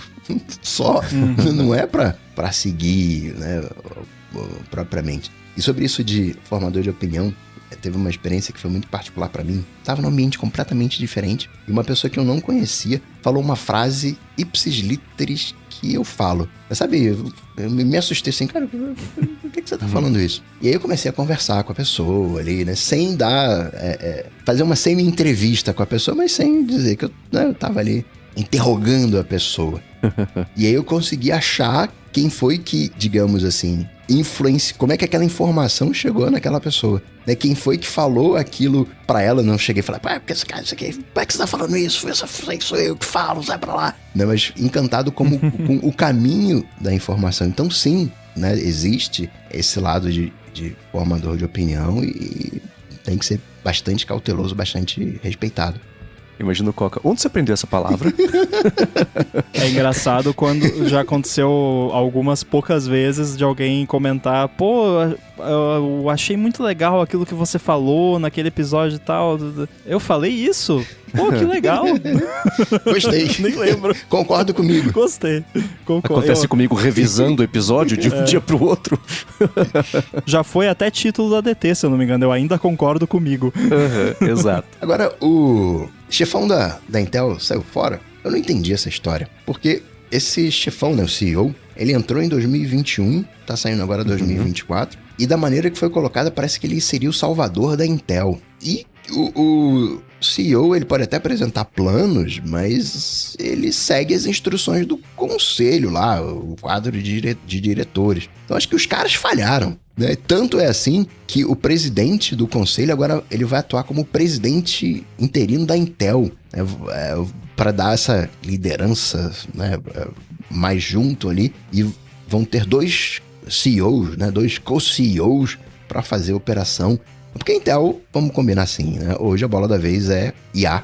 E IA e Intel, né? O que a gente tem? Né? Qual é a participação? Que mordidinha a Intel deu em IA? Nada, né? Esquece que perdeu a Apple, né? A Intel tinha toda aquela coisa de inovação. Não, era 2 anos, né? A cada 2 anos a gente dobra a velocidade, não sei o que, do whatever. E... né, desde lá de 2004, quando eu tive um PC com 4 GB, um Athlon com 4 GB, essa velocidade não dobrou mais, estabilizou. E eu considero, embora seja Athlon, né, não era da Intel, mas serve como referência, né, da minha memória. Desse ponto, a Intel começou a fazer água chafurdando, perdendo relevância. Esse ano em específico, as ações perderam uma valorização em torno de 50%. E não é uma precisão matemática, é minha memória, então pode ir lá consultar. Não caiu 50%, caiu mais, caiu menos, enfim. Mas é só essa leitura de panorama. Tô errado? Cara, é muito... Você tá certo que foram 54% que ela caiu nesse ano. Parte disso depois da demissão... Tem 2 pessoas que eu não gosto. É o Mendes e o Giva. Me deu uma raiva do Giva quando eu tava falando sobre um aplicativo. Aí você via, aqui acompanhando, você via ele abrindo o browser, digitando, fazendo a pesquisa. Não, foi lançado em 2012, você tá certo, Coca. Não, assim perde a graça, né? Tem que ser aquela Isso coisa... é produção ao vivo, Coca. Não, mas quem tá vendo no reflexo da tela aqui do meu iPhone que tá transmitindo aqui na coisa, tá vendo aqui as ações da Intel abertas aqui pra poder falar sobre isso. Eu sabia que o Mendes ia falar das ações, eu tava esperando. Quem trouxe o assunto foi o Coca, tá? Que fique claro. Mas é porque eu me sinto aqui no podcast conversando num bar. Eu não quero ter, né, buscar as informações. Não, 54, 55, né, com liberdade. Então, aqui expresso o meu ódio. Eu tive que parar aqui o carro pra escrever pro Mendes e pro Giva.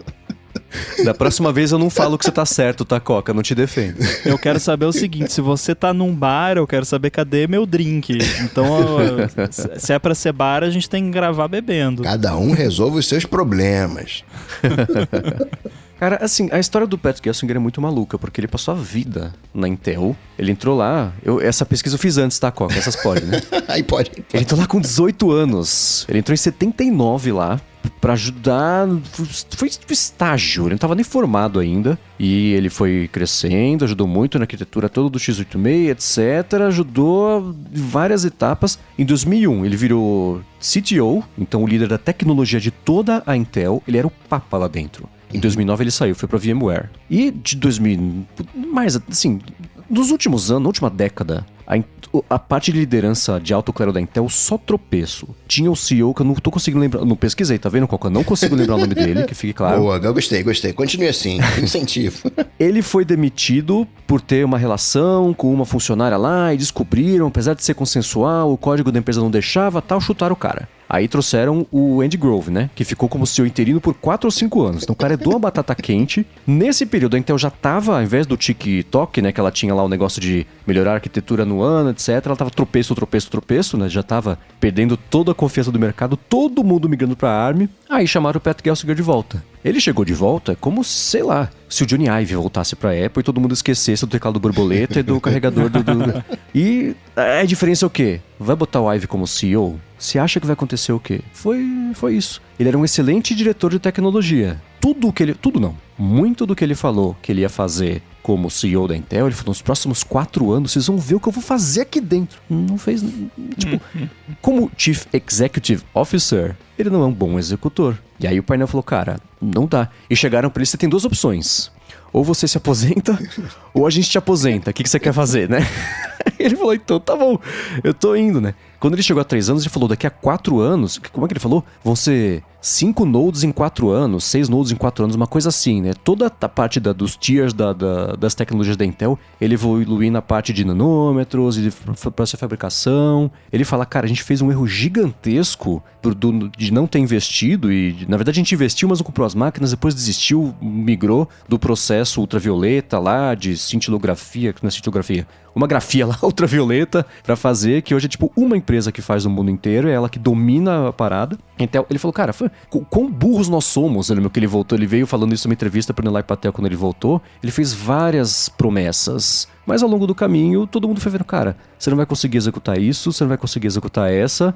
A Intel teria um subsídio do governo americano de 8 bilhões, eu acho, uma coisa assim. Chegou nesse ano, o governo falou, cara, vocês não vão entregar o que vocês prometeram, de 8 bilhões já cai pra 7 alguma coisa, né? Nesse meio do caminho eles perderam alguma outra coisa importante também, que daqui a pouco eu não vou pesquisar, vou lembrar sozinho, tá, Coca? Pô, mas de 8 pra 7 alguma coisa, não é uma queda tão grande assim, né? Bilhões, né? Ah, mas...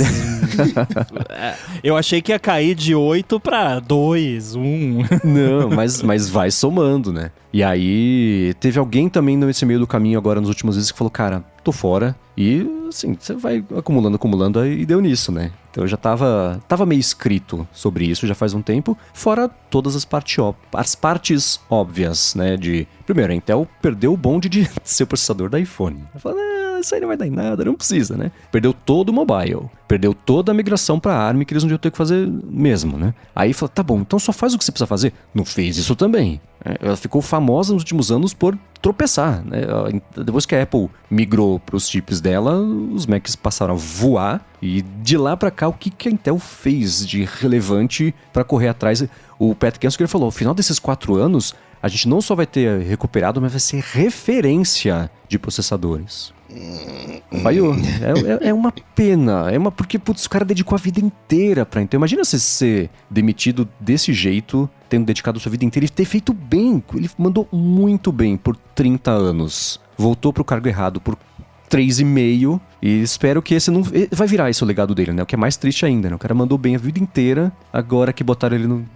Ele aceitou. Ele achou que talvez fosse fazer um bom trabalho, né? Mas, assim, nem quem ganhar, ninguém perder, né? Todo mundo nessa história aqui, no final, acabou... Quem botou ele lá, o painel aprovou ele voltar também, confiou, enfim, é uma pena. E a Intel é a Intel, né, cara? Eu sempre lembro da biografia do Jobs, como é que ele chama? Walter Isaacson. Tem uma passagem, cara, eu penso nessa passagem uma vez por semana, que é sobre quando o Steve Jobs estava já nas últimas, e ele estava numa reunião interna da Apple, e tinha acabado de sair que que a HP estava saindo do mercado de tablets, porque tinha falhado miseravelmente, e falou, não vamos sair e tal, e que todo mundo concordou, e Jobs ficou quieto assim, depois ele falou, cara, olha o que fizeram com a HP, eu espero que eu tenha deixado essa empresa melhor estruturada pra não acontecer a mesma coisa. E fica aquele silêncio. Aí todo mundo percebe que o Jobs olhou pra isso de um outro jeito. Ele falou, cara, daqui a 20 anos quando eu não estiver aqui, como é que vai ser? A Apple vai estar falhando em alguma coisa e o concorrente comemorando, né? Que legado que eu deixei, né? Eu penso muito nesse pedaço, nessa frase, nessa passagem do livro.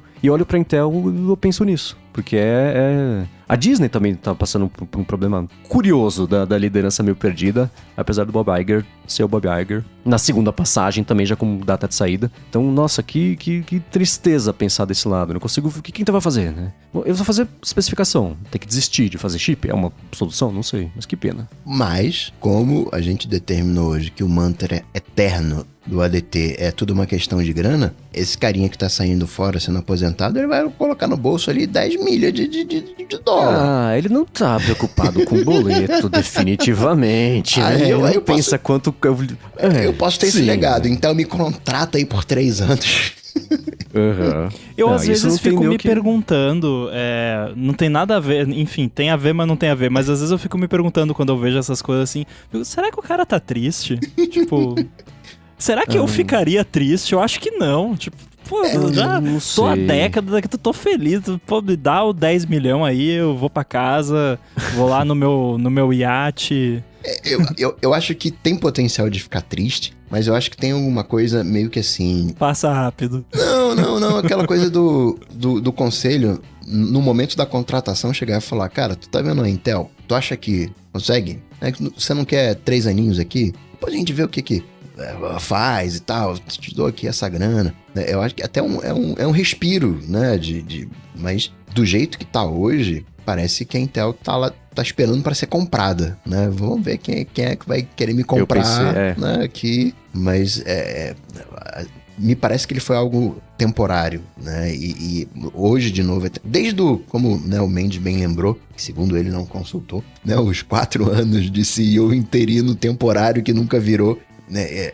Você não tem ali um responsável, né? Alguém que encampe a empresa. Então parece que estão esperando o melhor momento e esse melhor momento parece que nunca vai chegar. Porque aquele 2016... em que era o iniciozinho do ARM, poxa, aqui estamos fora, mas a gente consegue recuperar, virou uma IA que nem triscou. Então, hoje, para efeitos práticos, já que a gente não tem um Windows com ARM de maneira, vamos colocar assim, saudável, né, de maneira em larga escala, o Intel, tudo bem que tem a AMD, mas a Intel tá ali para suprir o Windows e vamos ver até quando. Não vai morrer, vai ter Intel até 2030, 2040, 2050, porque sempre vai ter Windows nesse cenário. Mas vai ser tipo Motorola hoje produzindo chips, né? Qual é a relevância da Motorola produzindo chips? Foi vendido, enfim, nela. Sabe, eu não sei porquê, mas vive voltando na minha cabeça quando a gente fala e quando eu penso sobre a Intel, Kodak.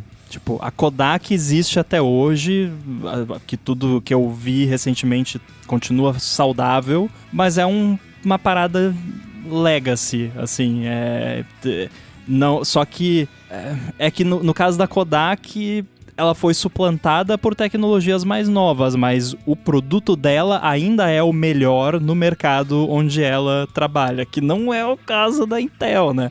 Mas vai ter que continuar, como você disse, vai continuar existindo, porque x86 tá aí, não vai morrer. E, não sei, licenciamento, que nem você mencionou. A AMD, eu vejo que o pessoal de games usa muito a AMD. Que trabalha com licenciamento.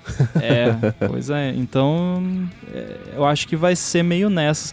Mas você falou dos 3 anos e eu só consigo pensar, nossa, mas é muito pouco tempo, né? 3 anos pra você dar uns 180 numa empresa no tamanho da Intel, na situação. É pouco tempo, 3 anos. Mas é que nesses 3 anos tá apontando pra baixo, acho que esse é o problema, né? Se tivesse apontando pra cima, a impressão que eu tenho... E assim, eles demitiram o cara, não tem nem plano de sucessão. Botaram 2 quebra-galhos lá no lugar. Por isso que as ações... Sim, é muito louco, porque as ações da Intel ficaram... Elas voltaram pro nível de, acho que 2012, nesse ano, né? Apagou todo o crescimento, inclusive de quando ele assumiu o cargo de CEO. Acho que eu vou comprar, hein? O desconto tá bom. Porque... Black Friday. Né? Se aproveita, foi a Cyber Monday da Intel. Porque o fato de terem demitido o cara, ter sido inesperado pro mercado, foi pra Intel também. Senão eles tinham alguém, né? Vamos colocar 2 tapa-buracos aqui, e o mercado reagiu como? Nossa, que bom que vocês demitiram o cara. Vai que aí vocês não sabem o que fazer agora? Era ruim com ele, tá pior sem ele. Então, desde que ele saiu, acho que desvalorizou acho que 4 ou 5%, né, nos últimos dias. Eu achei que fosse dar aquele boom, né? Nossa, beleza, agora vocês vão colocar alguém no lugar. Mas foi tipo, quem? Tá pior ainda, porque agora a gente não consegue nem saber pra onde vocês vão estar, né? Se a gente consegue prever que vai estar pra baixo, ok, né? Então é um período muito, muito estranho, né? Como é que uma empresa desse tamanho fez isso com... Quer dizer, não tinha um plano de sucessão nesse nível, né? E por mais que a Intel tenha planos, projetos, vontade, sei lá como é que a gente chama, de colocar 1 nanômetro, sei lá, em 2027, é equivalente ao mercado. Mas o que a Intel entrega é um chip fechado. Você, para usar um chip Intel, você tem que ter a placa, coloca o chip, coloca o HD, as memórias. O que a ARM oferece é você montar o seu chip. Então, peraí, você quer... Pega o saleiro aí, vai jogando aí. Você não precisa de um disco físico conectado por cabo. Coloca aqui direto, que é o que a Apple faz, coloca direto aqui no próprio chip, né? Monta, não precisa de uma placa, né? A placa é o próprio chip, né? É o System on a Chip. E a memória tá ali, tá tudo ali, né? Pra tristeza do Rambo, né? Que hoje as empresas estão fazendo tudo. Então a gente tem a Apple fazendo o seu próprio chip, com todo o background, com toda a orientação da ARM, mas ela faz aquilo que ela quer. Não, vamos colocar mais... Sim, existem limites, óbvio, mas não, vamos colocar mais RAM aqui, vai ficar muito caro, tira essa RAM. E não é aquele pacotinho pré-pronto da Intel, toma, é isso aqui que você... O próprio set de instruções da Apple tem umas extensões que só tem no Apple Silicon, que já vão além lá do ARM64. Então, o assembly que você escreve pro ARM64, ele roda no Apple Silicon, mas o que você escreve pro Apple Silicon não roda no ARM64 se você usar essas instruções especiais aí. E o Matt tá falando aqui, daria pra comparar com o Nadella na Microsoft, que ele conseguiu reestruturar a Microsoft em pouco tempo? Então, eu acho que esse é uma boa comparação. Pouco tempo ele colocou em aspas, é importante ressaltar. Na verdade, 3 aspas de cada lado. Né? Então, eu acho que essa é uma boa comparação, mas também foi o alívio da, sei lá, quanto tempo que o Steve Ballmer passou como CEO da Microsoft, que não aconteceu nada, né? Ele saiu da Microsoft, que ela valendo a mesma coisa. Developers. E eu acho que... E aí sim, né? Deu pra ver porque o Nadella conseguiu... Vamos pegar um intervalo de 4 anos, ele tirou toda aquela paixão exagerada, grudada de que tudo tinha que ser Windows, falou, cara, gente, nuvem, pelo amor de Deus, né? E aí cresce Azure, crescem outras divisões que não tem a ver com Windows, fala, cara, tudo bem, né? O Windows é o nosso queridinho, o que faz tudo rodar, mas se o resto do mercado inteiro tá putando pra outros lugares, vamos investigar, pelo amor de Deus. E eu acho que eu vou caçar aqui, tá, Coca, só pra eu não falar bobagem. Mas eu quero ver em 4 anos o que aconteceu com... E tudo bem que a ação é uma coisa, a empresa é outra, o mercado financeiro no reflexo da economia, a gente sabe disso tudo. Mas é um indicador. Eu uso esse indicador como padrão pra fazer comparações assim, pra gente ter uma ideia mais ou menos de como é que as coisas reagem. Mas acho que pegar os 4 anos de Nadella, e que já era um cara extremamente respeitado na Microsoft, acho que essa comparação é muito boa. Porque ele já era o cara de nuvem e de uma outra área também, que ele era extremamente bem respeitado lá, e colocaram ele lá. E ele pegou uma batata quente de não ser CEO, não ser cofundador e ter sido um cara relativamente desconhecido pro mercado para assumir esse cargo. Mesma coisa com o do Google, né? Como chama o CEO do Google? O Sundar Pichai, né? Fala, cara, de onde que vocês tiraram, né?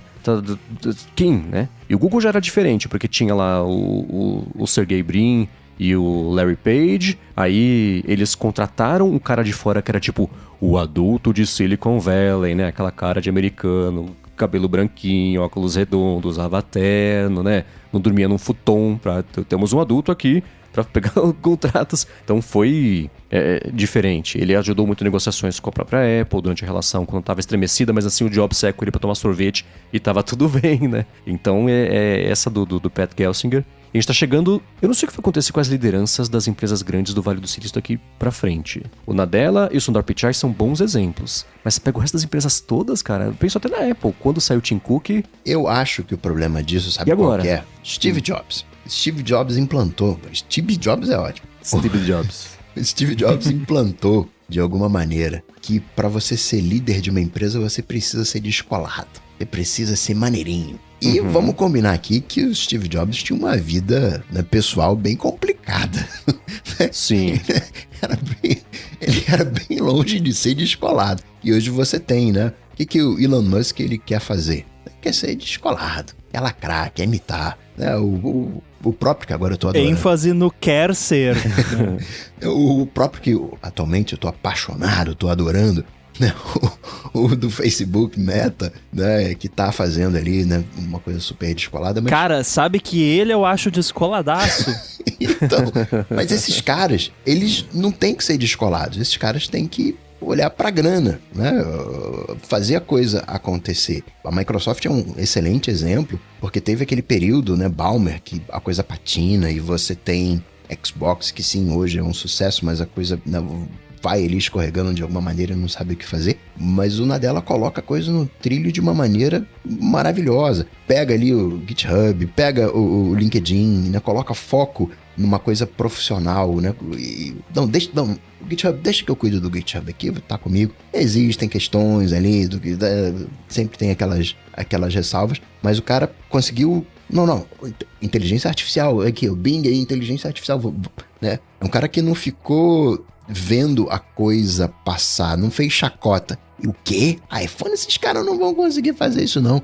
Ele pulou nos barcos que estavam acontecendo, ok. Aí a que o Bing ainda não aconteceu, o LinkedIn talvez você olhe e não seja aquele sucesso, mas são essas pequenas coisinhas que fazem com que a empresa no todo vá se direcionando, né, para aquele caminho certo. Você falou do Jobs, né, e todo mundo diz, caramba, agora quem é que vai, né, tá fadada ao fracasso. E como o Tim Cook conseguiu fazer a coisa certa, reposicionar a empresa e manteve o crescimento. O Tim Cook não é um Jobs, bem longe disso, inclusive na vida pessoal, mas conseguiu, em termos de números, manter o legado. Não tem frases icônicas como o Jobs, talvez não seja tão descolado nesse sentido, mas acho que tem uma coisa aí, né, que todo mundo quer ser um CEO influencer, um CEO formador de opinião. Nossa, sim. Mas você mencionou que a Microsoft cuida do GitHub, e aí isso me deu um trigger de medo que eu tava pensando esses dias, porque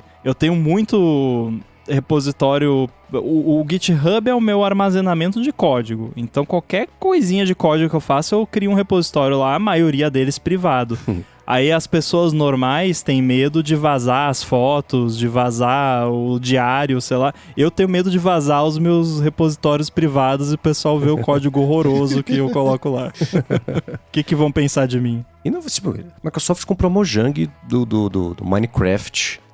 Depois que ele assumiu, virou dedo em todos os lugares. A própria agora Activision Blizzard também, que eu achei que não tinha... É tão absurdo eles terem comprado que eu achei que não tinha passado. Lembra que eu confundi? Não passou. Foi uma outra coisa que ela tentou comprar recentemente que não foi liberada. Então foi uma excelente recuperação. Eu torço muito, muito mesmo. Eu quero que o mundo tenha uma Intel relevante, que faça coisas, mas faz 15 anos que a gente... É tipo o meme com um palitinho. Reage, faz alguma coisa, por favor, né? Vocês estão aqui. Faz valer. Fizeram um comercial debochando da quantidade de tela que dava pra botar no Mac M1. Foi só o que eles conseguiram fazer. Então, como eu queria ver no futuro e falar, putz, que bom que vocês estão bem. Porque, que coisa. Pois bem, mas diz aí você, o que você acha da Intel? Vai lá em gigahertz.fm/feedback, diz, não, que Intel, vocês estão errados, já vai crescer pra caramba, fez um monte de coisa certa ou não. Para o carro, acessa gigahertz.fm/feedback. Por favor, para o carro.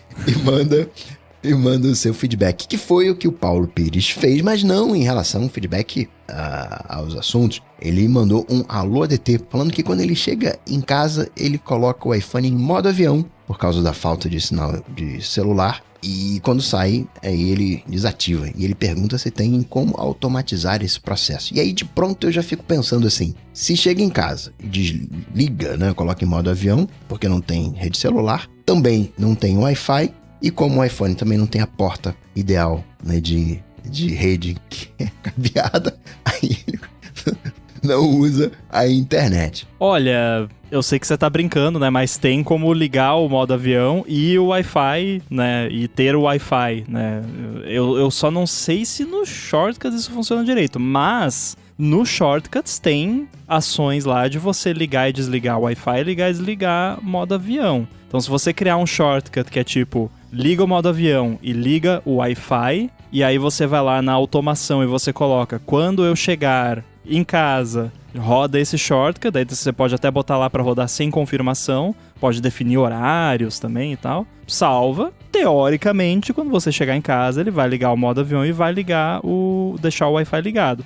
E aí você pode fazer a mesma coisa, só que ao contrário, para quando você sair. Se isso funciona de forma confiável, eu não faço a mínima ideia, mas tenta aí e depois conta pra gente se funciona. O Coca pode até bota um tutorial lá nos stories, Coca. Boa ideia de tutorial. E é possível, né? Eu concordo plenamente com o Rambo, mas salvo engano, eu acho que você, além de poder brincar com o modo avião e tudo mais, você consegue desligar a rede celular exclusivamente. Você pode desabilitar eu sei que você consegue trocar, com certeza, né? Ativar, a linha de dados, essa aqui, a linha de voz, essa que eu acho que aí é só a parte de dados, e no caso, como não tem sinal, ele vai continuar procurando a torre, né? Pode ser, mas eu Porque, aliás, algumas pessoas que estão ouvindo devem ter ficado confusas que, tipo, tá, mas por que botar em modo avião por não ter rede celular? É pra economizar bateria, suponho eu, né? Sim, porque inclusive gasta uma bateria estúpida. Porque quando você tem estabelece a comunicação com a antena, fica ali, ó, tô aqui, hein? Tamo aqui. E aí quando o sinal vai enfraquecendo, o que o iPhone faz? Ele amplifica a potência do seu sinal, gastando mais bateria, né? Tá lá com um pontinho de sinal. Ele, opa, tá baixo. Deixa eu amplificar o sinal para melhorar isso aqui. E aí gasta mais bateria. Quando não tem o sinal, ele fica, opa, por que não tem sinal? Deixa eu amplificar. Então fica sempre nesse... Cadê meu sinal? Cadê? Fica sempre amplificado, gastando, na esperança de achar um sinal, fazendo o scanning e com isso gastando mais bateria. Mas tem como... É porque é como se seu iPhone ficasse gritando pra torre ouvir ele, e gritar gasta energia. Gritos são energia, aprendemos isso no Monstros S.A., né? Mas tem sim, vou fazer esse tutorial. Como vai ao ar na sexta, sábado, pode me cobrar. Boa. Durante todo esse tempo eu cacei aqui no Shortcuts, quando eu me conectar a essa rede Wi-Fi, você desliga os dados, quando eu desconectar dela, você liga. Eu achei que tivesse modo avião, não tem. Tem. Mas dá pra usar isso. Tem modo avião, sim. Mas ele não tem Wi-Fi, eu acho. Tem modo avião. Eu acabei de olhar aqui, tem modo avião. Estou afirmando. Que doideira, porque aqui eu coloco, quando esse iPhone aqui se conectar a uma rede Wi-Fi, a essa rede Wi-Fi, aí fala, beleza, o que você quer? Aí eu vou no search aqui, ponho AirPlay, aí não vai. Aí eu coloquei Não, é que você tem que criar o shortcut primeiro, e aí depois você tem que botar, roda esse shortcut que eu já criei. Tá, E outra coisa, eu não sei se o ideal... Eu até achei talvez a sua solução mais inteligente, que é usar a rede Wi-Fi. Porém, como você vai estar mexendo com parâmetros de conexão, talvez essa não seja a melhor opção. Seja melhor colocar por localização mesmo, quando chegar em casa, né? Mas eu acho que talvez tanto faz botar conexão na rede e tal. Mas o Coca vai fazer um tutorial e vai facilitar a vida de todo mundo. Tá vendo, Paulo? Você tem opções, só que legal. Chegou sem saber se dava, agora tem vários jeitos. Agora, quem quer opções é o Henrique Félix, que ele tá há pelo menos 2 anos querendo comprar um toca-discos. Se você não sabe o que é toca-disco, procura na internet. Mas tem dado... Eu posso também? Dado preguiça, né, de fazer. Isso é o sistema de som. Ele tem 5 HomePods espalhados pela casa e a esposa adora a possibilidade de usar esses HomePods para reproduzir música. Dar comandos aí já é uma outra história. E o problema é que até existem toca-discos Bluetooth, mas não existe um com AirPlay que manda o áudio para os HomePods ou para Apple TV. Vocês têm alguma ideia de opções para tocar um dispositivo Bluetooth nos HomePods? E eu vou acrescentar um outro problema aqui. É que quem gosta de toca-disco gosta daquela coisa analógica, né? E de alguma maneira tem uma qualidade sonora melhor. E quando você digitaliza, que é feito pelo Bluetooth, uma vez que não é cabo, você acaba perdendo também esse brilho, como é que se chama, né? Esse volume, essa aura, né, analógica. Isso aí é... A quentura do som. Isso é Snake Oil. Eu já vou falar aqui, podem me cancelar, isso aí não existe. Você ouvir um Wave 48, 192 kHz lá, com sample rate alto e tal, só não vai ter o craquelado da sujeira do LP, que é que nem o grão do filme, que algumas pessoas, inclusive eu, gostam, né? E aí é outra pegada, é a questão do gostosinho, do quentinho, né? Que aí você tem aquela nostalgia, ou às vezes nem é nostalgia, é só porque gosta mesmo. Agora, respondendo a essa questão, eu não sei, eu não conheço nenhuma solução pronta, mas não é porque eu pesquisei a internet inteira, que nem o Mendes pesquisa as coisas, e não achei. É porque eu só vi a sua pergunta agora e não abri o Google aqui. Mas seria tecnicamente possível algum dispositivo que aceita Bluetooth e transmite o que você está mandando via Bluetooth por AirPlay, ou se que simplesmente tem um buraco para você plugar um cabo e ele transmite o áudio que você está injetando ali via AirPlay para outro dispositivo. Agora, se existe um produto desses no mercado, eu não sei, talvez o Mendes já pesquisou, ou quem tá ouvindo conhece. Eu sei que tem é meio diferente, mas tem por exemplo, pra citar uma coisa com uma vibe parecida. Tem um lá que você liga no sistema de entretenimento do avião pra poder usar os seus AirPods, em vez de usar aquele fonezinho vagabundo do avião. Airfly chama, né, eu acho. É, uma coisa assim. Então, né, é uma pegada parecida. Então teria que ser um dispositivo que você manda pra ele áudio ou via Bluetooth ou plugando um cabo nele, e ele manda via AirPlay para qualquer destino AirPlay, inclusive HomePod. Aí, se existe ou não um produto no mercado para isso, eu não sei. Se não existe, alguém que entende de microcontroladores aí podia muito bem fazer, porque eu acho que seria um projetinho legal. Eu acho que de todos os Alô Antitrust da história do ADT, o HomePod é o maior deles. É um crime não ter entrada auxiliar do HomePod nem no grande, nem nos pequenos. É absurdo, porque faz muita falta. Que mesmo assim, beleza, vou fazer esse caminho todo que o Rambo comentou. Você vai ter que manualmente toda vez ligar uma Dito AirPlay e desligar, porque se não tá conectado no AirPlay, ele tá conectado no padrão. Pode ser na sua Apple TV pra jogar na TV, mas você vai ligar o seu toca-discos. Pra poder transmitir, você vai ter que ir lá, botar AirPlay, agora troca no HomePod. Eu não vou nem tão longe, porque é coisa da Apple, então entrada auxiliar num produto da Apple, esquece. Agora, ele tem Bluetooth. Por que eu não posso pegar um áudio do meu iPhone que seja e mandar via Bluetooth pra ele? Por que tem que ser via AirPlay? Ou qualquer dispositivo que sabe mandar áudio via Bluetooth. Isso é um absurdo também. Todo mundo que tava com problemas assim, compra Sonos lá fora. Só que Sonos é uma porcaria agora também. O pessoal tá bravo com o aplicativo, que refez, vão voltar atrás. Tá mãozona isso aí. Não, eles fizeram... Eles reescreveram o app do zero. O app é uma porcaria, o novo. E aí nada funciona direito. E aí eles falaram que iam trazer o app velho de volta. Voltaram atrás porque falaram que não ia dar. E aí estão correndo atrás pra tentar resolver. Mas uma das paradas que eu vi do app novo deles é aquele lance que eu vivo falando que eu odeio, que é assim... O app novo deles, tudo precisa de internet. O dispositivo tá na sua frente, ele tem Wi-Fi e Bluetooth, mas o seu iPhone tem que mandar o comando lá pra PQP, pra voltar, pra mandar... E isso eu acho um absurdo. Acho que dispositivos têm que funcionar ali na rede local. Não pode precisar de internet. Alô, Sensible. Eu já vi um.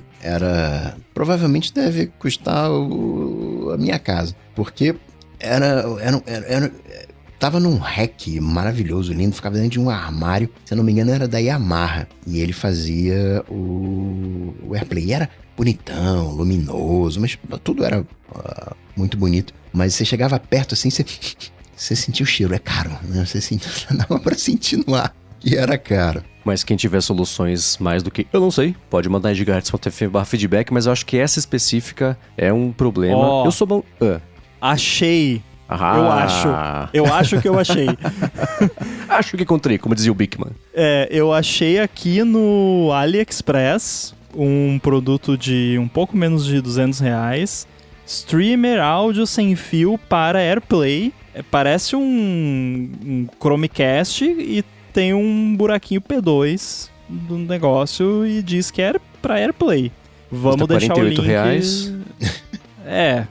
Assim, vamos deixar o link nas notas se alguém quiser arriscar. Eu acho que eu não vou porque eu não preciso de um negócio desse, mas se alguém tiver precisando e quiser sacrificar aí um dinheirinho pra testar pra gente, fiquem à vontade. Então, assim, existe alguma solução, agora se é bom ou não, a gente não vai saber. Há possibilidades, tá vendo? Ó, Paulo Pires, Henrique Félix, possibilidade. E também sabe quem é que quer possibilidades? O Wagner. Ele diz, por favor, indiquem bons. Ele ressalta o bons. Porque que nem aquela história lá que eu falei, a solução azeitada para fotos, não é gambiarra. Então ele quer aplicativos bons para organizar finanças pessoais. App Store tá cheia de alternativas que prometem essa funcionalidade, mas todos que ele testou até agora falham. E aí já fiquei meio preocupado aqui, Wagner, que se você testou todos, não restou nenhum pra gente comentar aqui. Né? Mas, enfim, vamos continuar. Por exemplo, na oferta de ferramentas para gestão de gastos com múltiplos cartões de crédito ao longo do tempo. Se tiverem sugestões, além desses todos que ele já testou, seria muito bom ouvir. Eu acho que você mandou esse pedido de dica pro pior podcast possível, porque se eu não me engano, não faz muito tempo que a gente falou sobre finanças pessoais aqui, e se eu não me engano, todo mundo tava usando planilha do Numbers. Aqui a discussão é Pages, ó. A discussão é Numbers ou Excel? Pages definitivamente não. Não. Bom, você fazia a pauta do podcast no Google Sheets lá, então... E funcionou muito bem por 5 minutos no primeiro episódio. Eu vi que ia quebrar o negócio e deu preguiça de mudar. Mas o problema, Wagner, disso é que não só os aplicativos partem da premissa de que existem 4 ou 5 jeitos de você usar controle financeiro quando existem infinitos, a nossa própria necessidade de controle financeiro muda ao longo do tempo e, inevitavelmente, o app que você usa hoje não vai estar cabendo no que você precisa daqui a 3 anos, daqui a 4 anos. Então, o que o Rambo falou de planilha acaba assim, pega todo esse tempo que você investiu procurando, baixando, testando, se frustrando, insistindo, desistindo do aplicativo, cada um desses de finanças, e bota esse tempo em você ter começado a fazer uma planilha. E você vai iterando assim como se fosse um app. Vai iterando, mas aí você tá no controle. Mesmo que você não saiba nada de fazer planilha. Eu não sei nada de fazer planilha, mas eu tenho uma planilha há 20 anos. E a planilha eu já domino, eu já sei mexer nela, apesar de não saber mexer em todo o resto enfim, eu ia falar do Pages, vocês me envenenaram aqui. Do Numbers, ela começou no Excel, passou pro Pages, e tem um monte de coisa que eu nem encosto. Cara, a planilha do meu irmão, ela tinha ganho um prêmio. Ele coloca um negócio, já vira o outro, daqui a pouco vira um gráfico por categoria, não sei, coloca um cor e relaciona com gasto, não sei quando. Eu olho e minha cabeça gira. A que eu uso é muito mais simples, mas é suficiente para o que eu preciso e nenhum app no mundo seria suficiente para fazer o que eu preciso. Alguns vai ter muito mais recurso, alguns tem muito menos, nenhum tem os meus. Então, vai de pouquinho, começa. É a coisa mais frustrante do mundo. Você vai colocar gás, luz, internet, telefone, cartão 1, cartão 2, aí você separa da empresa, o imposto, o contador. Esse começo é muito frustrante. Aí no mês seguinte, é só colocar os números. No outro mês, é uma coluna, mas você precisa colocar por causa de alguma coisa. Vai ter que mexer, nossa, tem que desfazer. Tem, tudo bem. Você desfaz, você refaz. Daqui a 6 meses, já tá mais polidinho. Daqui a 1 ano, já tá mais estruturado. Daqui a 2, putz, você tá voando. Então, o melhor app, assim, seja o app que você quer ver no mundo. Pra planilha, pra controle financeiro, não tem jeito. Eu passei por essa mesma coisa. Eu achava muito ruim planilha e eu sempre me dei até bem assim com planilha. Quando eu precisava usar pra alguma coisa, eu me virava. Mas eu achava muito, como faziam os maias, né? Aí passei meio... Eu fui o Wagner, assim, fui procurando, testei todos os apps, aí usava por um tempo, aí surgia que nem você, precisava de uma coluna a mais aqui pro negócio... Não tinha como, aí cheguei a pensar em fazer o meu próprio, até fiz uns protótipos, aí eu percebi que eu tava criando o Numbers, de novo, recriando o Excel, o Numbers, qualquer coisa. E aí eu vi, cara, se eu vou fazer um app que é basicamente o Numbers, então eu uso o Numbers.